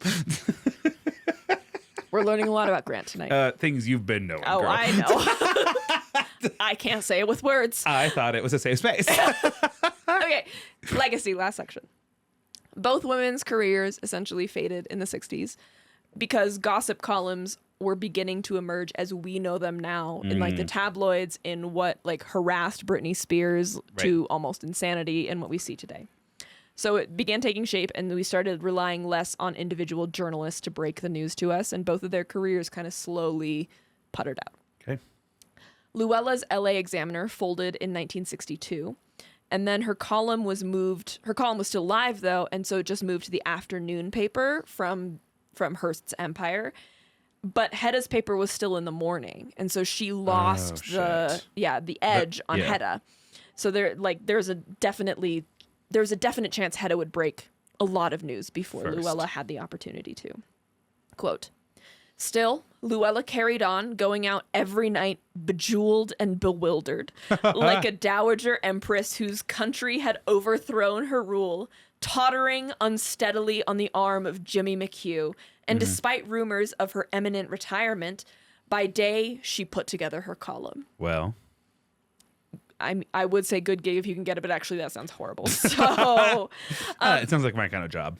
I do think both of them had to revamp the kind of content that they wrote about. And I think Louella had Jimmy McHugh, and I do think there was a counterpart. Hedda had someone as well who was maybe a little younger, who was also helping inform her about new up and coming artists and everything. Because Louella really liked Elvis Presley, and Hedda had a similar like person that she really enjoyed, and I can't remember that name off the top of my head, but stuff like that. They had to figure out how to maintain relevance. Here are a couple mottos from Hedda. More reasons to like her despite her being incredibly problematic. At some point when she was getting older, she was ready to go out to a dinner party. And I don't remember who it was, but someone saw her come down the stairs, and she looks beautiful. Full face of makeup. She has like beautiful jewels on, beautiful gown. But then he looks down and sees that she's wearing house slippers. Ooh. And she's like, "I'm not going out. Like, I'm not coming with you." And she said, quote, "I don't feel up to it. If you go out, you should give. If you can't give, you shouldn't go out." Like if you can't put on a performance. If you can't do it. Yeah. Don't go out. And so she was like getting ready, and she was like, "Nah." So that's one of hers. The other one is "go before the glow fades," which I love that. Yeah, I do too. 10 out of 10. That's a tattoo kind of quote. Right? Yeah. Go before the glow fades. Right? And so, quote, and then this is the last one, quote, "They should know what I haven't written." Lightning in the background. Yeah. Organ playing. Bats. Yes, exactly. Towards the end of both of their careers, they would both write very whitewashed, very kind of altered to help their We image. were all friends. We were all friends. No, I didn't divorce him because I was having an affair. I had divorced him because we had different lives, you know? They would publish memoirs that were, you could argue their accuracy. I think they both published multiple memoirs, by the way. At one point, 20th Century Fox bought the rights to Louella's memoir in 1943, and I think intentionally bought it so that no one else could make it into a film, and then they proceeded to never make it into a film. And so I think it maybe contains some sus stuff about, like, because her husband worked for 20th Century Fox, for like Doc Martin. They would host shows as they tried to adapt to the new media. NBC hosted, I think it was a TV show called Hedda Hopper's Hollywood, like the same name as her column. Right. Louella would host a radio show with the East Coast gossip columnist Walter Winchell, who was basically the New York version of Louella and Hedda. In 1965, Louella would retire. She was in some kind of cognitive decline. I think her health was really failing her at this point, and she moved to In 1965, she is either 72 or her actual age 85. Yeah. Depends on who you talk to. Louella retired and moved to a Santa Monica clinic on William Hearst's dime. Still. Listen, at least he's held true. Yeah. You know, I don't know if it was actually William Hearst who paid for it or if it was the corporation. That's 1962? But either way, yeah. 65. When is Patty abducted? It's kind of around that 70s. time, right? Yeah, it's getting I close. think it was 70s. Yeah, okay. Yeah. 2 months after Louella moved to Santa Monica, Hedda passed away from double pneumonia. Oh. I don't want to know what that is, but I that don't sounds either. horrible. Yeah. Jeez. Luella's daughter, Harriet, visited Louella to tell her of Hedda's passing. This is very Death Becomes Her, by the way. It is. Yeah. This is a quote now from Harriet. Quote, "This announcement was followed by a long silence, then a look of confusion, and then another long silence, and finally broken by the exclamation, 'Good!' And that was her last cogent word. Wow. She remained, at least as far as we know, essentially nonverbal for the remainder of her life. Good was her last set of words. Potentially. Yeah. Louella would pass in 72 mute and reclusive. Okay. So much so that people actually thought she was already dead before she was dead. Wow. Yeah. Louella had 2 stars on the Hollywood Walk of Fame for both radio and movies. And then Louella had 1. I believe they both have them. I don't think they take them away. Quote, "At the end, Louella and Hedda looked more and more like bizarre dinosaurs. And with these extinct behemoths, no other creatures ever rose up from the swamp to replace them. Both women's columns would live at least slightly past their retirement or their passing, but not past like the late 70s, early 80s. They would both those columns would end up sputtering out. Wow. And so their legacy also kind of sputtered out as well, because you can find stories of all the gossip still, right? But it actually is a lot harder to find stories on these 2 women. And so if you would like to know more about these 2 women, the reason I got interested in this story was because Kelsey McKinney in her book, You Didn't Hear This From Me, was talking about gossip and how it's used in entertainment spaces specifically, and then talked about the feud between these 2 women on the West Coast and their like gossip syndicates, and was saying that their feud was fueled by the machine that they fed. Mm-hmm. And their feud was so exaggerated that reportedly, obviously I know this is false, but this is like a rumor that spread, when Louella found out about Hedda's death, she danced all night long. And I was like, tell me everything. So if you would like to know more about these 2, totally get it. First of all, I would recommend you look at the FBI file on Hedda Hopper, because I think it's just so funny. And then there is a book by George Eels, Eells. He wrote a dual biography about both women, and it was published in 1971, and it's titled just Hedda and Louella. And then the You Must Remember This podcast, they did an entire season on the 2 women, and they called it Gossip Girls. I think there's like 7 episodes or something like that, and I listened to like maybe half of them in total, but they do a pretty good job of laying out all the facts and laying out like contextualizing everything in terms of like political history and entertainment history. And I think their entire podcast is based around things that are kind of forgotten in the Gilded Age in Hollywood, which I think is fascinating. But yeah, that is Louella Parsons and Hedda Hopper. So I have 2 things. Yes. First is on Last Words. Okay. So a famous feud that we did not get to is the feud between John Adams and Thomas Jefferson. But the Last Words comment So they were John Adams and Thomas Jefferson also famously feuded for most of their lives, especially towards the end. And we're starting to kind of make amends towards the end of both of their lives. And John Adams' last words were Jefferson still lives. But that wasn't true. They died on the same day. And Jefferson's time of death is about 2 hours before Adams. Shut up. But because it's so, like, you know, communication's so limited, so they didn't know. Adams didn't know. Adams' last words were wrong. That's... oh, buddy. And then second, the name of this episode is Gossip Girls. I don't want to take it from that other podcast, though. Oh, okay. Because that's their entire season. Okay. I was thinking Queens of Mean. I love it. Gossip Queens. Now I'm just spitballing. Hedda Hopper's head thoughts. Well, off the top of my head, you could take this narcanol, dust it lightly on her wine glass. She drinks from it, passes out weed, drive her up to Mulholland, dump liquor all over her, release the brake, and the next thing you know, they're fishing her out of Jack Nicholson's pool. By the time they perform the autopsy, the narcanol has dissolved, leaving only traces of alcohol. She's classified as just another drunk driver, and we walk off into the sunset forever! So Death Becomes Her is the title of this episode. Shut the fuck up. Okay. Hey, I think I'm going to do a much better job of executing the closing speech today than I did yesterday. Yesterday was a top 5 worst performances I have ever done. Thanks for joining us. We've appreciated it. If you'd like to find us and connect with us on social media, we are Well I Laughed. If you would like to submit a story, it might be a little late for Famous Feuds, but the next one is, and they were roommates. You are welcome to. And then after that, have you decided? I'm like 90% sure, but I don't want to like broadcast it. So if you want to submit a story for Famous Feuds or and they were roommates, or perhaps really any of our themes ever. But we'll also, like, if you have some terrible roommate stories, I would love to hear it. Griffin today in my phone call with my little brother was like, honestly, I love your listener episodes. And I was like, they're very polarizing. Some people love them, some people hate them. It's really dependent on like who you are as a person. Anyways, you can access that portal on our website, wellilaughed.com, or you can email them to us at wellilaughdpod@gmail.com. We are, of course, on Patreon, where we post additional content. Every week we post an additional episode where we share full names and full secrets. Half names and full secrets. Your support goes a long way in making this product happen and to continue to pursue the cool things we want to do. And then on that line, please invite us to do a cameo for you. And in that cameo request, please invite us actually to your wedding. We would love that so much. It's a perfect kind of like, I have extravagant, extroverted friends, mom. I don't know which, eccentric friends was the E word I was looking for.